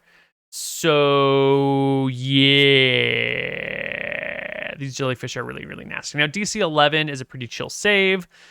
People with nothing in their con and are not proficient in con saves have a 50-50 chance of surviving it or passing it. So even if you are hit by it and affected by it, you're 50% likely to pass it on your second turn, and then another 50% on your third turn, and by the fourth round of combat, you're like 70, more than 75, like 87.5% chance to have like passed your save. By the fourth time, you've got to make one. No, that's by the third time. By the fourth time, I can't do the math, but it's another 6 on top of 87, so it's like 93.625% chance of passing. So it's it's unlikely to really affect you for a super long time, and the jellyfish themselves don't do a ton of damage. It's the danger of drowning, which is the real problem. And as you can see by our players' AC tokens, our players are wearing armor. And falling into the water with armor and getting paralyzed by a jellyfish is a dangerous thing. Unsave or be poisoned for a minute, and while you're poisoned, you are paralyzed. Leave at disadvantage, and they're close to the surface. Or they can they can shoot their poison via their jet. Tiny hut spell. You guys, eagle. He'll use sleep on the least important humanoids, and the most important humanoid he'll use hold person. And the idea is that Cypher rushes to them and hits them, and because hold person is paralyzed, every single attack that hits will crit. Nice. One thing I could do, I can cast Water Walk as a ritual that lasts for an hour on 10 people. It takes 10 minutes to cast, so in theory I could keep us always permanently water walked, but that feels like too much effort, so I'm probably not. No, every target a creature submerged, they might sink. Keep going. Yeah, I think in theory. Keep going. You know, talking about things. Still have some sort of contingency plan that we should talk about if So Faramir is the one.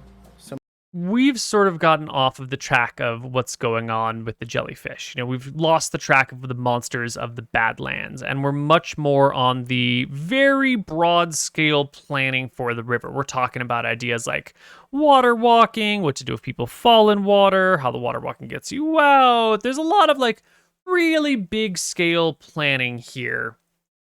Without any specific application. And I like the big scale planning. I like here are the dangers we face, and here are some tools that we have to go about these dangers.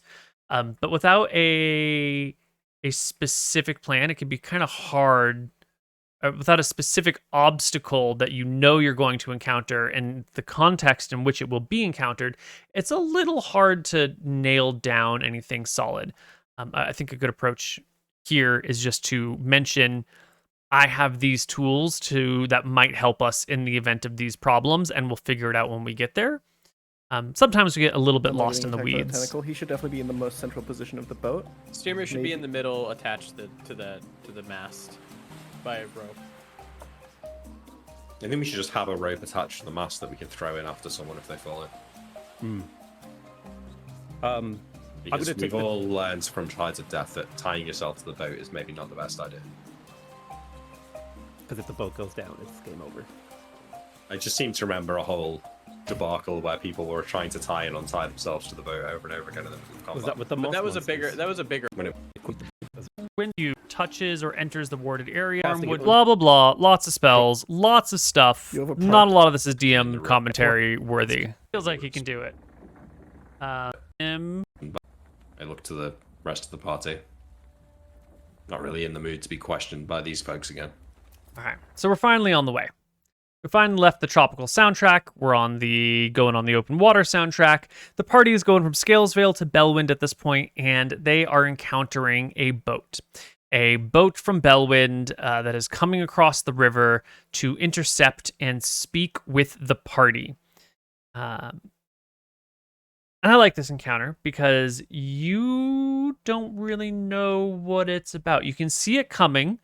You got opportunity to be panicked and afraid. You've got reason to be panicked and afraid because the party's not super well loved in Bellwind. In fact, they're actually outlaws in Bellwind. And so we get to see the party just kind of squirm just a little bit. I agree. All right. Well, let's get Ostigan's character sheet, and we're going to have him make himself a survival Only if he's check. capable of it. You know, like if he feels like he can't do it, then of course he feels like he can do it. As opposed to 1d20 plus 4 from the other side. Yeah, so Ostigan tries to navigate around this boat, but the other one is piloted by a better sailor, and they will quickly catch up to you. They'll use the speed of the wind towards them, and when they see Ostigan is going to go at a weird angle, they turn their boat. Leave us be. So you immediately, you're on your boat ride, you're going somewhere. a boat is like hurrying in your direction and signaling to you, and the first thing you're saying is like, get the fuck away from me, leave me be. It's a little suspicious, party. One of you starts going for a short bow, another person just starts shouting across the water towards them. I talk to them, yeah. Yeah.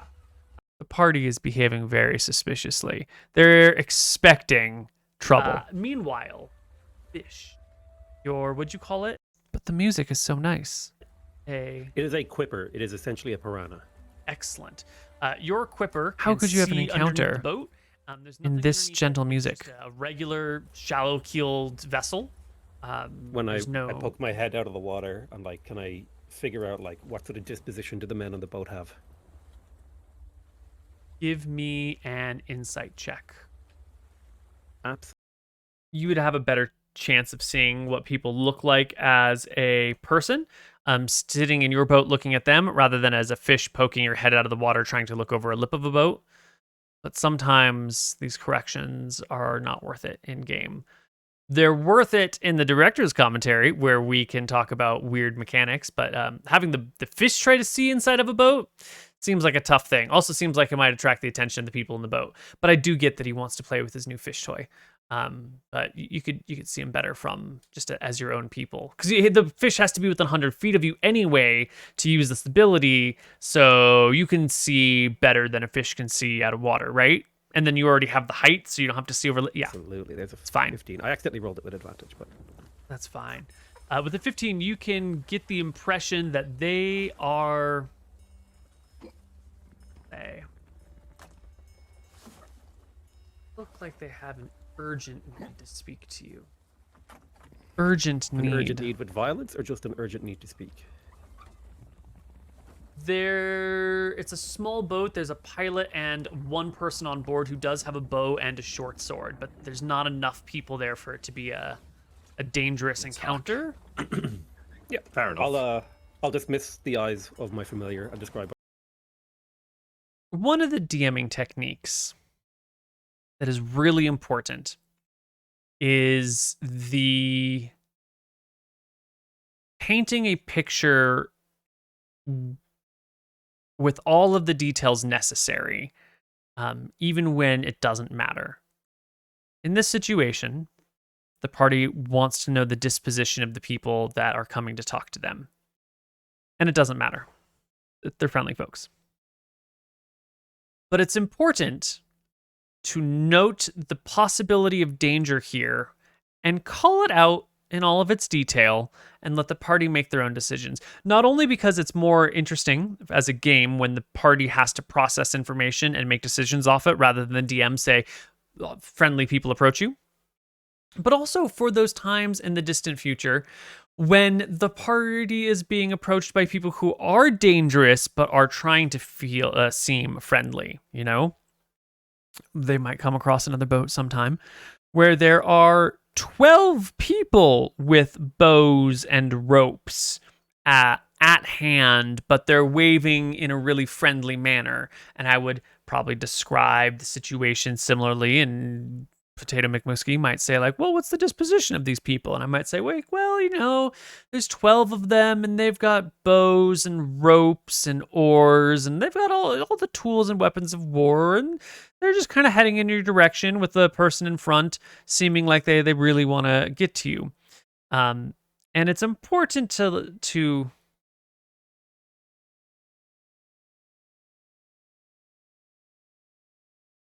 when the combat situation arises, we want to have told the party ahead of time that there was the possibility of danger. We want the party to know that there are 12 people with ropes and swords and bows and oars coming towards them. But if we just call out that there's all these people with all these weapons just this one time in the future, then it's a clear sign of danger. It's a clear, like, there are people coming towards you and there's weapons. Danger. But if you're always talking about the weapons that people have, if you're like, yeah, there's a guy over there and he's got a bow and a sword and his hand is kind of on his sword as the boat's coming up to you, but there's like only one of them. And then a little bit later, you're like, well, yeah, there's this traveling group and they got with them 8 warriors. And if you're always talking about the arms and equipment of the people around you, then it's not necessarily a sign of danger when you do it. And then the party actually gets to process what's going on. And so in order to have the party judge a dangerous situation, you also have to let them judge a non-dangerous situation. And so the way that we describe the people in this boat is not for this moment. It is for all the moments to come, and it's for all of the campaigns to come. It is the you ever see the movie The Prestige? I think we've probably talked about this before. But in The Prestige, there's a scene where they go to the old Chinese theater and they watch the performance, and then they go out back and they watch the old man get in the car, and someone's like, that's the performance right there. And then there's a scene in the bedroom a few minutes later where he's like, walking with a fishbowl between his legs, and the character, I don't remember who it is going on and on about like that's where the magic happens in the game, in the movie, or in the magician, whatever. Like the magic of the magician isn't producing the fishbowl, which he carries between his knees. It's the man looking like he's a weak old man while he's walking to the car. And that scene right there is so telling in to how you go about storytelling and how you go about Dungeons and Dragons. It's that like you need to set you need to how do you say if you're going to act like an old man and hide your strength, you need to be hiding your strength when people are looking and when people are not looking, when people are expecting to see an old man and when people are maybe wondering whether what's really going on here. And so in that same realm, the way that we answer questions to our parties about like how these people might seem is not for the moment. That's where the magic comes in. That's where the deeper layers of maintaining your story and your illusions and your making sure the party trusts you but doesn't trust you. It's that trust maintenance comes in moments like this. And a short sword. A small boat, there's a pilot and one person on board who does have a bow and a short sword, but there's not enough people there for it to be a dangerous encounter. That right there, as useless and unimportant and just throw away, don't pay attention to it sort of comment as it is, that right there is very intentionally designed to give out the right amount of information to the party when it doesn't matter. And so when it does matter, the party is used to receiving that sort of information. That is the old man in the fishbowl going to the car moment, if you know what I mean. Yeah, fair enough. I'll dismiss the eyes of my familiar and describe what I saw to the party. That there's not enough people on that boat to be a threat to us as of right now. And because I was deaf and blind while I was in my fish, I actually have no idea what you guys were talking about. So, Blah, blah, blah, blah. These 8 of you don't listen with the short warning time. Like, Have my bow on me. okay. I'm not like drawing it or anything. Musical change. so to reiterate, Danger. we are outside the walls of your city. We have no quarrel with you. The party's a little bit afraid. The party's a little bit nervous. We're changing from floating down the river music to fighting on the river music, maybe. A little bit, at least more intense music. Leave us be. This too is part of the background. I want to, set a scene. I can feel the party getting nervous, so I'm going to give them more warning style music because I'm trying to enhance the vibes the party's already got.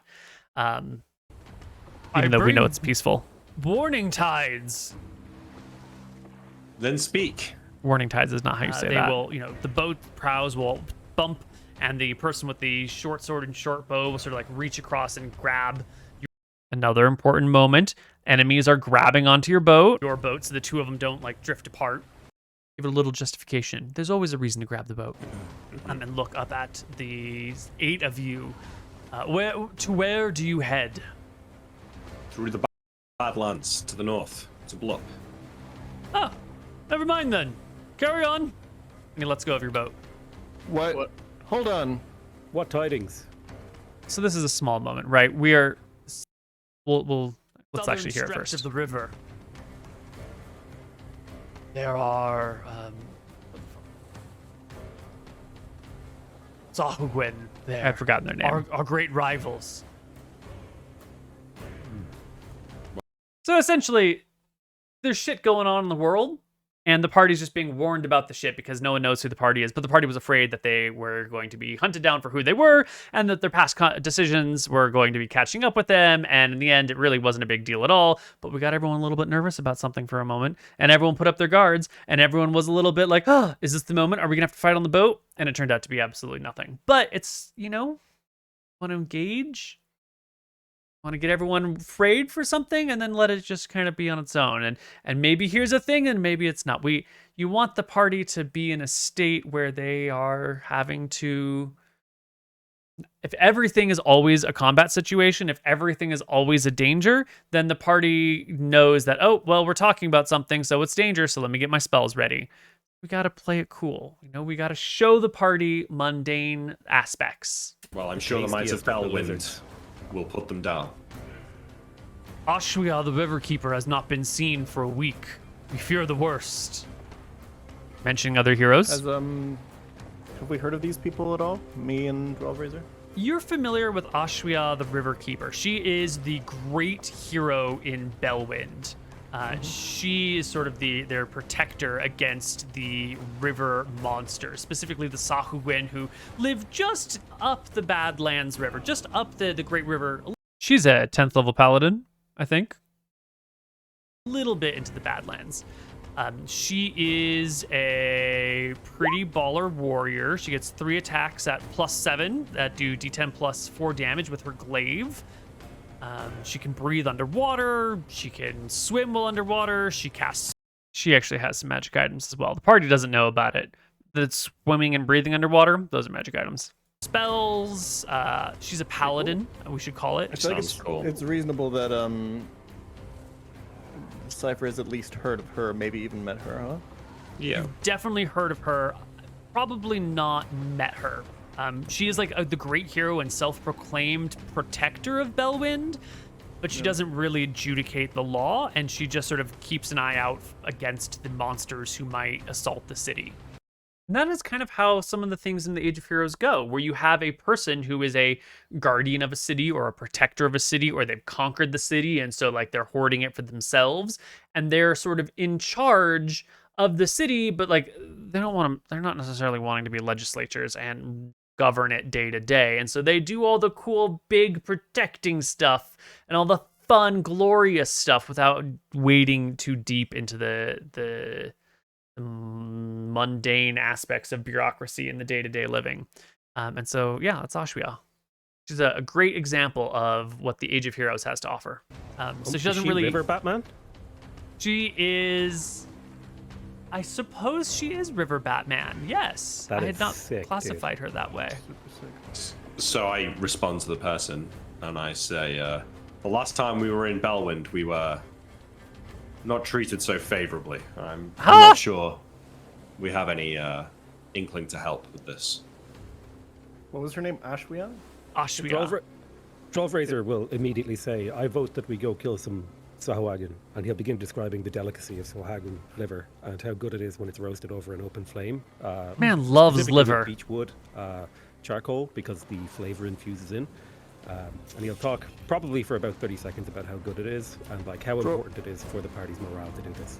Razor, I think we have enough rations for this journey. I think the question is more, if Ashwin has fallen to these people, there's a danger coming. It looks like they're out for blood. So if they're out for blood, maybe we're not safe either. All the more reason. Now, the other thing that this has is another opportunity for a side quest. We want the Age of Heroes to feel like there's a lot going on, and there's always a need for some hero to do some sort of great deed, and no matter where you go, there's someone saying, please, please help, we've got a problem. And the people in Bellwind haven't said, like, we need your help to rescue Ashwia and figure out what's going on with the Sahagwin. But the party's considering it, and I love it. I love all the extra side quests. Fighting the Sahugin and working with Ashwia the River Keeper was an earlier side quest that I don't think we ever got a real chance to explore or deploy, so it's nice that it's coming up here. Reason to head north. Agreed. They're in the southern river. we can bypass them in a turn of fortune. All right. On Is the that party agreed move. upon, Cypher? I agree. Let's just be on the lookout. Let's try to not run into any ambushes. Let's be extra careful. And let's maybe try to not stop for any boats that aren't flying colors of Bellwind. I agree. Gold Razor looks visibly agitated at the. Skip. Right. It's like get to the gateway to the Badlands. All right, here we are. It's an hour and 37 minutes into our session, plus like a 10-minute break. So an hour and 47 minutes, or maybe an hour and 45 minutes. And we're finally getting to where we were wanting to go. It took a long time in this session to introduce new characters, talk about all the new NPCs, kind of live out the last moments of danger from the Great Desert, because once the party goes into the Badlands, we're leaving the Great Desert behind. We're leaving all of their actions here behind. This last thing in Bellwind, this last boat coming and talking about Ashua the Riverkeeper and the Sahugin and all this stuff. This is the last opportunity to get involved in the Great Desert and the Great River politics and consequences and events from the past coming back up. And now we're moving on. That was the goal. The goal was to get to the Badlands and go through the Badlands, or at least half of it in the session. And we're doing all right. I do feel like the first half of the session progressed slowly. There was a lot to go over. There were characters to introduce. There was loot to talk about. There were final, like, let's say goodbye to this region stuff to talk about. And if under different circumstances, I would have done this entirely differently. I wanted this campaign to be kind of short, and it's already going to be a lot longer than I had intended. And so I'm trying to kind of move the ball forward quite a bit here. I think the right way, if this were a big sandbox game, or we were intending to play this for a long time, we probably would have done a whole session based on introducing the new characters. And then of the next session, it would be like, and here's your other minions on the way to the blah, blah, blah. Or maybe it would be like a session where we introduce Drolvrazor and Cypher, and then Mott shows up partway through, and then Ostigan shows up at the end, or Ethan shows up, and then we would probably take the session to introduce the characters and turn the introduction of the characters into its own story, where you get to fight side by side with them for some reason, or they need to help you out for some reason. Like there would be more of the introduction of the characters would be like the core of the story. But we're trying to keep this campaign kind of short, and so we did it all kind of fast.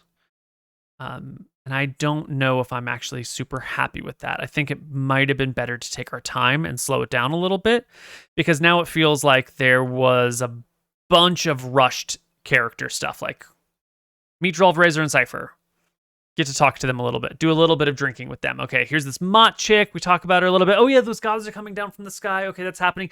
Right, Bellwind, we're not welcome there. Oh yeah, Ashua, the Riverkeeper, and those there's just a bunch of stuff that kind of comes up and we move past relatively quickly so that the campaign can move forward. But I did not think this session was paced very well in the first hour and a half. I think it could have been done a little bit better. I think our players are feeling a little bit like we're playing the game, interesting things are coming up, but like I don't think I have engaged my players' interests particularly well this far into the game. But here we are. We hit the Badlands. This is where we want to be. This is where we're going. We're going to do 2 sessions-ish in the Badlands. And then, depending on how the party does things, 1 to 3 sessions in the Everglades. And then maybe half a session to a full session getting to the next desert. Maybe a half a session to a session getting to the pyramid. And then that's the pyramid is it's not really the end of the game, because once you get to the pyramid, if you get through the pyramid and you get to the Scroll of Resurrection, then you have to leave the pyramid, and then you got to come all the way back and hop on a boat. And the campaign will end when the party's on a boat leaving Arcadia. But hopefully the way back will be easier. once you've navigated the Everglades once or twice, once all the way through, it should be an easy thing to navigate on the way back. And going through the Badlands on the way back, you're going with the current, so it's actually a much faster journey. You already know where some of the monsters are. There might be a battle or two there, but you'll be even higher level, so it should be even easier to get through. Or maybe you don't go through the Badlands. Maybe you go through Vote. Like, I don't know how the party is going to return. But if we've got 1, 2, 3, 4, 5. We got about 5 sessions until we're at the pyramid. 1 to 2 sessions in the pyramid. 2 sessions, hopefully no more than 2 sessions on the way back. 5, 2, 2 is 9. Oh, God. Oh, it's going to take forever to finish this campaign. Really wanted it to be done in like 10 to 15. I think it's going to take like 20. We might have to find ways to speed some of this other stuff up and not spend so much time in some of these areas. You know what? Maybe we end up dropping the Blup storyline. Maybe we don't need 3 sessions in the Everglades. It is, the river here is wide, right? It's like a half-mile wide or something, and yet there is this huge stone arch that reaches up into the sky and covers the width of the river. It is a magnificent... No, it's not man-made. A natural phenomena out here. There's no way that a river could ever have gone through an archway like this unless this was part of the grand design of the gods or some. Yeah, it's a big ass cool archway. Yeah, same. Arches of stone is to bring bad luck upon us. Like holding your breath when you're going through a tunnel. For Draw Razor. Yeah, same. Quickly. Pokemon challenges remain silent too. With, is it algae? Is it some sort of mineral that's kicked up in the waters here? That's definitely talking, and I ended up talking within. right over him, and he didn't realize You're it. not entirely certain, but Sorry, bud, you were muted. Sight within the water begins to decrease, and it gets worse and worse until the water becomes almost like a deep gray, dark jellyfish that are 5 feet across at the top. I'm gonna skip ahead a little bit. He's like crouched down, ready to duck in case water gets bad at him. He's ready. It's constantly on the lookout for that incoming water. Of all the jellyfish around. Skippy. Narrow, but How it far are we gonna seems skip deep here? enough to traverse. Soon the ground on either side of you becomes sort of dark. Whatever. We described the Badlands. The Badlands suck. We're gonna get a visual in just a moment. So here is our first combat encounter of the session. The first time our party gets to fight together with their new people. And here are the Kazu. I think at some point I call them Kaku, but they're Kazu. And this is another one of those things where I'm like looking through my tokens and I find a cool token. I'm like, this is a great token. Let's make some monsters out of this. And I conveniently needed some sort of flying creature. I think maybe this token is originally supposed to represent some sort of god in some sort of specific campaign setting, but I don't know who that is. I don't know anything about that setting. It's just a cool token. And so it's a whole race of flying evil bird men with beak faces who live in the cliffs near Voden and take off and fly over the Badlands looking for stuff, or fly over Voden, or fly wherever the hell they want because they got wings. And so that's why we have these cool monsters. Creatures are here real quick.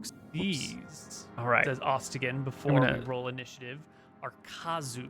This encounter is tough and it is complicated, but I think it's kind of fun. One of the mechanics of this encounter is height. You can see our these numbers, these little blue dots on our Kazu friends, and they have numbers on them, and that number indicates their height above the ground. So this one has a 4, it's 40 feet above the ground. This one has a 5, it's 50 feet above the ground. This one has a 6, it's 60 feet above the ground. That height is important for spellcasting, for range. We don't necessarily need to do a lot of trigonometry, but we do want to be able to know like where they are in the battlefield space. The turn-based nature of D&D makes it a little awkward because it should be like this swarm of birds who are like flying and diving on you all the time, but it's like, okay, this bird moves here and is now at this height, and like you've got plenty of time to survey the situation. You can see where all the birds are, but I think if the birds are actually swarming you and diving down on you, it's probably going to be pretty complicated. So there's no way to replace that complexity without the players feeling completely overwhelmed and everyone, not understanding what's happening and throwing dice in a panic and then coming away feeling like, ugh, that was a mess. And so we will just do a regular turn-based where you have perfect information all the time. It's the nature of the game, man. It's the nature of the game. And we're gonna get into initiative here. So the placement of these monsters was pretty careful. They should be able to move and dash and not quite get to the boat. It will give the party a full round of actions before the Kazu arrive. This is one of those problems with Dungeons and Dragons where you might see an encounter from really, really far away and have lots of time to make a decision. But if we're having battle maps, the battle maps can't ever really properly cover that. And it's really hard to get into the turn-based mindset when things are so far away. And then you don't have a map and you're just like drawing, you're making number marks. And okay, well, they're 100 feet away or they're 1,000 feet away. Next round, they are 920 feet away. The next round, they are 840 feet away. It's a pain in the butt. So it's nice to just put things on a map. But then putting things on a map means that everything starts within one round. And at least in 5th edition, when rounds are 6 seconds long, that means we don't really get actions until they're about 12 seconds out. You'll probably be able to see the Kazu from much farther away. Probably have some other options to go in there. Maybe you'd get an extra few bow attacks happening early on. I don't know. But the scale of combat is always a problem. And there's never a solution. Yeah. Okay, now... Attack of opportunity takes your reaction, and a readied attack takes your reaction, so you can only do one. Oh, I guess I'll ready an attack for something that gets near Steerman. Right. This soundtrack is great. This is called Harpy's Nest. And it has all sorts of like flying bird creature sounds, harpies. And I was like, I'll never have an opportunity to use Harpy's Nest unless we actually fight harpies. And then here we are fighting flying birdmen. And so we have a great opportunity to use the soundtrack here. The next Kazu go. We're not going to do a blow by blow because it's a long encounter and it's all pretty straightforward. We get to see Mott, our healer, showing up and using Bless. That's great. It's fantastic. It is a concentration spell, so she can only keep one of them going at a time. But she does help out the party. She blesses our good warriors here. Ethan, our extra PC in the party, our monster hunter, is here. And I don't actually think we got a chance to talk about Ethan when he was being introduced, because when we were talking about our followers, then we stopped when Cypher left, and then we talked about them again slightly a little bit later. Ethan's stats are 10, 17, 15, 12, 13, 8. He's trained in animal handling, history, investigation, nature, medicine, sleight of hand, stealth, and survival. He is a half-elf rogue assassin subclass. And Ethan's job was mentioned as like get to know or, go to Blup and figure out why we haven't heard from our people in Blup, which is a little bit of foreshadowing of like, something is not right in Blup. Surprise, surprise, where the party is going, there are dangers. Unless we cancel that entire storyline for time reasons. And so Ethan is along for the ride in order to imply or hint at or give the party some more insight into Julia and who she is, who this person that they've worked with and who has really helped them out.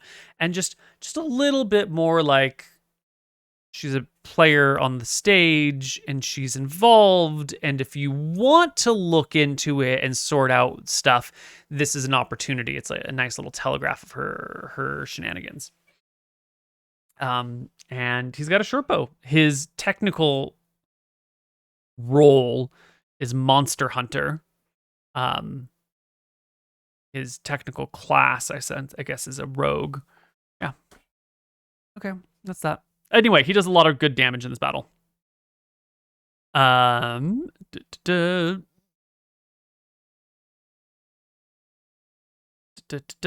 so our monsters are flying in. They're just getting a little bit closer. Their heights and elevations are changing. I've given them a pretty cool ability where they get advantage on attacks and shoves and grapples when they dive. against somebody.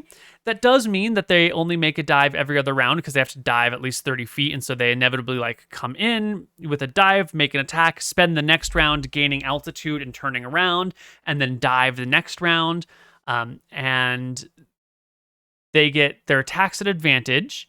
But then they're making fewer passes, and so they have less opportunity to be attacked. And I really like the dive bombing mechanics. Now, there's some pretty good counterplay to this. If the party were to lay down in the boat and put a shield over them and just curl up underneath the shield, you'd probably be pretty immune from the Kazu, unless they landed on the boat and ripped apart your shield or took it off or something. The problem with the Kazu is that they have advantage on shoves. And a fun Kazu tactic is shove someone into the water. If they're on a boat, just shove them off the boat, push them in the water. Great way to knock someone in. And their stats, I think they're dex-based monsters. Kazu. Yeah, oh no, 16 strength, 14 dex. Oh my god, they're strength-based monsters. Oh right, because they use a Falchion weapon. Right, so they have +3 on their athletics checks and advantage, so they're rolling probably like a 13 and 3, like a 16 is like their average athletics check, which is pretty freaking good, which makes them super dangerous pushers. Anyway, we get a storm cloud, and we see Steermere setting off his nasty spell. La la la la la. It's a great spell. I'm sure nobody will be pushed in the water. Hold person, wonderful. Trying to measure out 60 feet. Can you get multiple creatures in it? What's the height of these creatures? These creatures are 60 feet in the air. This one's 70 feet in the air. So already we're having trouble targeting the Kazu. This is another nice reason to have that. The heights is you can't hold person someone that's maybe 20 feet away but 60 feet up. La la la. La la la la la la la la. La la la. Some spells, magic missiles, and the jellyfish go. Hold on, we're going to go back just a little bit here. So you can see up here in the initiative bar that the Kazu's going, the jellyfish is going. On the jellyfish turn, it's the jellyfish and the boat. It's basically all the other stuff that's happening. And when the jellyfish take their turn, we're having them just move a little bit closer. They don't move very fast. They move pretty slowly. They're just coming a little bit closer. All the jellyfish. You can't see it right now, but on the map, I'm moving all of the jellyfish just a little bit closer towards the boat. A little bit closer. And then the boat is also moving. Everything is in motion. Moving boats and jellyfish is a pain in the butt, and I apparently forget to move the camera a little bit. All right. La la la, la la la. Kazu is flying, Kazu is diving, and Kazu is doing a shit ton of damage to the healer. And la la la la la. So in this battle, just because the boat ended up moving forward and the Kazu came from the side, the characters at the back of the boat were like in the Kazu flight path a little bit more, and so our NPCs back here ended up being the first ones getting hit, and the Kazu roll really well, and our NPCs get wrecked. Oh my god, do they get wrecked. I think like 4 characters end up going down in this battle. Ostigan, the pilot, is down, and the guide. Mott casts Sanctuary on herself to keep her alive because now they have to make wisdom checks, so they have to change targets and not attack her. Great support caster spell. No concentration either. Lovely. La la la. Still hits her. She still goes down. Doesn't matter in the end. La la la. Ethan does damage, more damage. It's a tough battle because our party doesn't have a lot of range, right? Cassian, two-handed melee weapon. Steermere has some spells. He's done this Call Lightning spell right now, and he does have a couple of things, but most of his attacks aren't ranged. He's got like a Spiritual Hammer, which can move a little bit, but it can't really chase a flying bird person. So it's a problem. Here we see Steermere being shoved in the water. And look at the disappointment on this face over here. Oh, he's so brokenhearted. Falling into the water is like the worst thing. What are you gonna do about it though? I didn't. Where was the dude beforehand? Go back just a smidge. Right. So this Kazu that's here at this position, if we roll the battle back, we roll it way the fuck back. You can see that Kazu comes from, I'm not sure exactly, right around here that he moves in. And the Kazu in question that is about to move, right there. Here we go. He moves from over here, over here. And so this guy, he was going in front of the boat, circling to attack from the other side. Just, I'm trying to like think about bird flight mechanics, and maybe one bird flies to the other side, and you got one coming from this way and one coming from this way, and they're coming from all the different directions. But then very conveniently, that placement was made in a vacuum. The boat moves forward, and then when it comes time to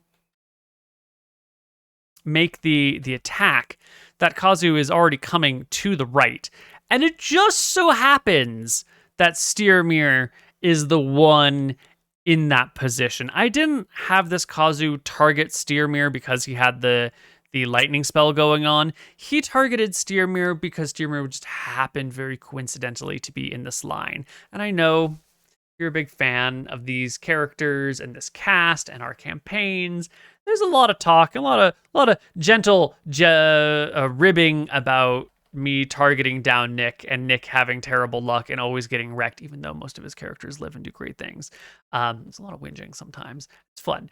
But this is very, very much just like, oh, you are literally the character right in line with him. That's how that goes. And the rage. Oh, the frustration. Oh, it's so real and it's so unintentional. It's so luck based. And yet here is the man in the water. Love it. You love to see it. Yeah. The battle's tough. I don't actually think there's much to say about it other than people falling in water. The only thing I do want to say specifically is this jellyfish right here on the movement of the jellyfish and the boat. Where is it? Like the boat moves and jellyfish move, and it moves from here to here, which is 10 feet. And I think technically it actually has an attack it could still make. Yeah, its movement rate is 10 feet. And I have no idea why this jellyfish didn't attack Steermere. I think in the moment I was just like positioning tokens on the board, but I completely forgot to have the jellyfish attack Steermere. And I realized it later. And if it's too late to go back and I don't even mention it. But in this moment, the jellyfish should have tentacled Steermere. Steermere's in the water. Jellyfish is a natural water creature. Steermere is not a natural water creature, and he's like trying to get to the shore and scramble up. So the jellyfish is going to have advantage, and the jellyfish has +7 on the attack. Steermere has 16 AC. He would definitely be hit by the jellyfish. Maybe not entirely hit, but like most likely hit. And Steermere would have to make a DC 11 saving throw or be poisoned. He does have +2 in con, so he is like 40% chance of failure right there. Not great. 60% chance of success, which would have paralyzed him, and it would have been a entirely different ball game if I had just remembered to use my jellyfish. And mistakes happen. Mistakes happen in favor of the monsters. Mistakes happen in favor of the players. Things get overlooked. Things get forgotten. It's the nature of the game. And one of the great problems of streaming your games and going back and doing content like this is that you get to see and revel in all the mistakes. The things that everyone would have forgotten about in the moment or not even noticed are on full display here. So yes, this jellyfish should have fucked up Steermere and maybe drowned him, and that would have been beautiful. That's not how it went down. Instead, the guide is down, the healer is down, The the minion is trying to steer the boat, and it's a mess. People are jumping onto shore. The battle goes well after this, aside from Steermere falling into the water. The boat like runs aground because the minion fails to navigate the boat properly. You need a good boat pilot to do this shit. There's a reason that they brought Ostigan with them. And in the end, it's actually kind of a boon because now the boat is stopped. It's not moving any further, and the bird folks will sort of swoop down and attack people, and the party can fuck them up. Once we really get to see our dearly beloved Cassian get a couple of hits here, things really get better. He is making his great weapon attack. And I think at this point he's got +1 on that attack. Yeah, he's got +1 on that attack. So he needs a 12 or better to hit the birdmen. So he's got a 45% chance of hitting. Not fantastic, but not terrible. He's got 2 attacks per round. So he's going to hit once per round at +10 to damage, which is D12 plus, he would normally have a +4, and D12 does 6.5 damage on average. So the damage output is probably about the same, actually. Whether he was... No, I think it's probably still better this way. Yeah, probably still better this way. Especially when he gets himself advantage on these things. But he does fuck up the birds. And Mott can't provide any more support. And yeah, so the battle happens. The party survives. And let's go to the next little bit here. Not much to say about the mechanics of the battle. Oops. Where's the sound? 5, 6, 7. Are we missing a person? Will I heal the healer, right? You made the healer hide, yeah, I think. There we go. All right, so the healer gains 10 hit 10. points. And then he can heal the boatsman. Yes, she can. Yes, we actually get to see her use her healer's kit here. It's a foreboding, where's my desolate land. It's not a great spot. And as we can see here, it's a dangerous place. This is why there's not a lot of trade up and down the Badlands zone. Mott, the healer, comes to consciousness, looks to the party, sees that she is alive, looks to her wounds and can see the telltale signs of magical healing, and will kind of sit up in the direction of Steermere and say, Great Mother herself has brought you to me. Such a feminine voice. It is destiny that we are in each other's hands. So Don't girly. strain yourself too much. Let me help you with your wounds, and I'll bandage up the rest of her wounds. I have medicine trained, so 17. Cypher So will nice. insist on. He's got medicine trained. He's like, healer, dedicated healer. Let me bind your wounds, Cleric of Martha. Meanwhile, Mott is about to bust out her medical kit and do D6 plus 9 healing to everybody that's wounded. So Mott's pretty good. She don't need no help. On having a combat debriefing, where we talk about exactly about this, and she will talk about how she feels like she could have had. Tells the fact Blah blah blah blah. Mott will use her healer's kit on Cassian and restore 10 HP to you, minimal, and then again on Quick Claw and restore 13 HP to spells. Healer's This kit. kid. Yeah, she's got a kit and a feat, and so she gives 13 to Quick Claw, and everyone else seems well. She'll do to herself as well. Not bad. And Not bad. Not bad. Excuse me.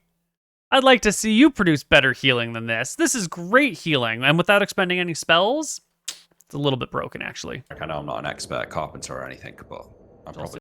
Yeah, so all we have left really is a little bit of role playing about how the party is going to fix the boat, because the boat has run aground and it's a little bit damaged, and there is opportunity for the party to go forward. We talk about it. We say, the boat will be taking on water. You could just keep bailing it out and keep going with the boat, or you could stick around for 2 days and fix the boat. And party wisely opts to stick around for 2 days.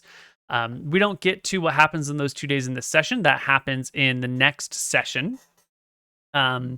but the party gets to roll encounter rolls, and they roll encounters. There's only a 30% chance of an encounter in a day in the Badlands. It's not a great percentage, but I think...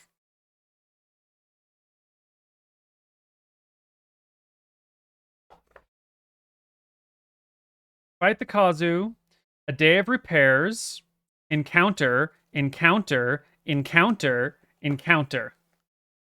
So, I mean, the last one is the cave, but still, a lot of encounters that pop up in the Badlands here.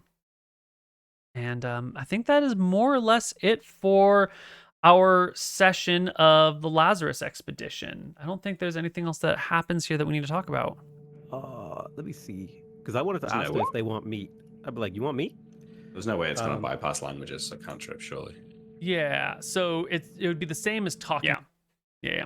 We might get a little scene at the very end of our heroes in Haven. Actually, like one might be at home watching this campaign is invested in the storytelling and the action. And so this is...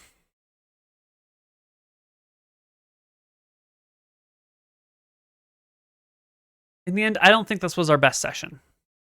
I think that the first half of the session was sort of slow to introduce characters and build on who is here and why we're here and what we're going to do, but there wasn't a lot of finagling.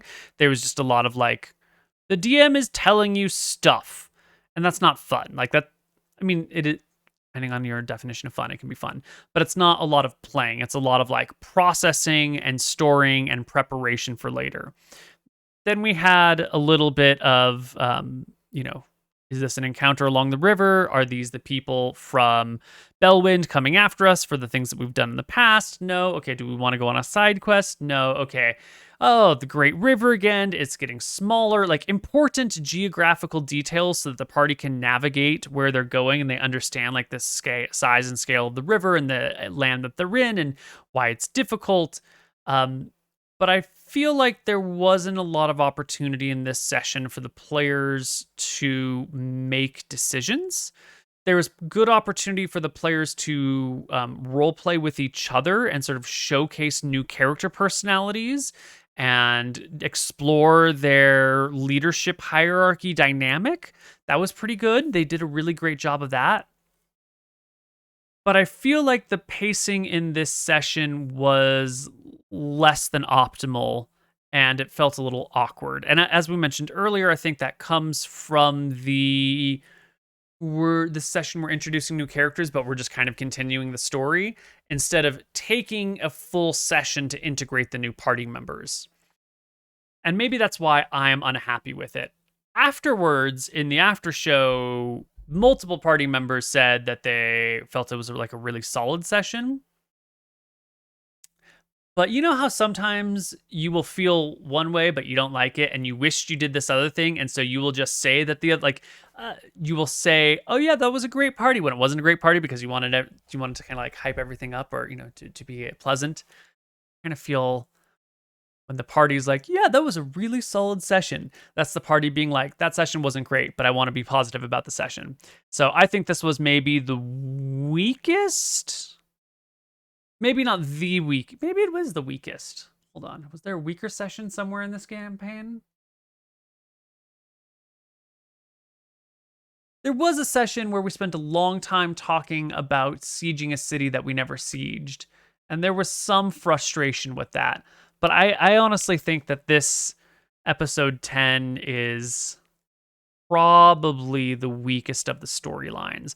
I know the battle was frustrating for our players because they couldn't, for the most of the battle, they couldn't fight the birds directly. They could only like ready attack, so they only got like half their attack rate against these monsters who were getting advantage.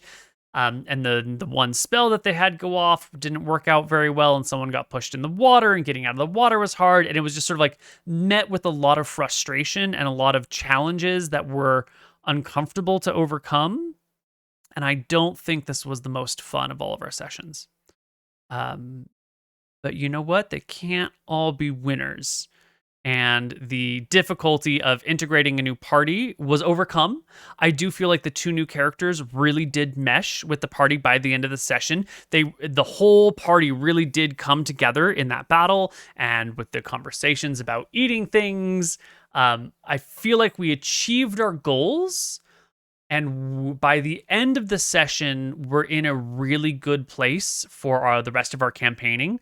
We've done a lot of story building and a lot of like, here's what's going to be coming up, and here are a bunch of different set pieces that are going to use in our future sessions. And so by the end of the campaign, by the end of the session, we're in a really, really good spot.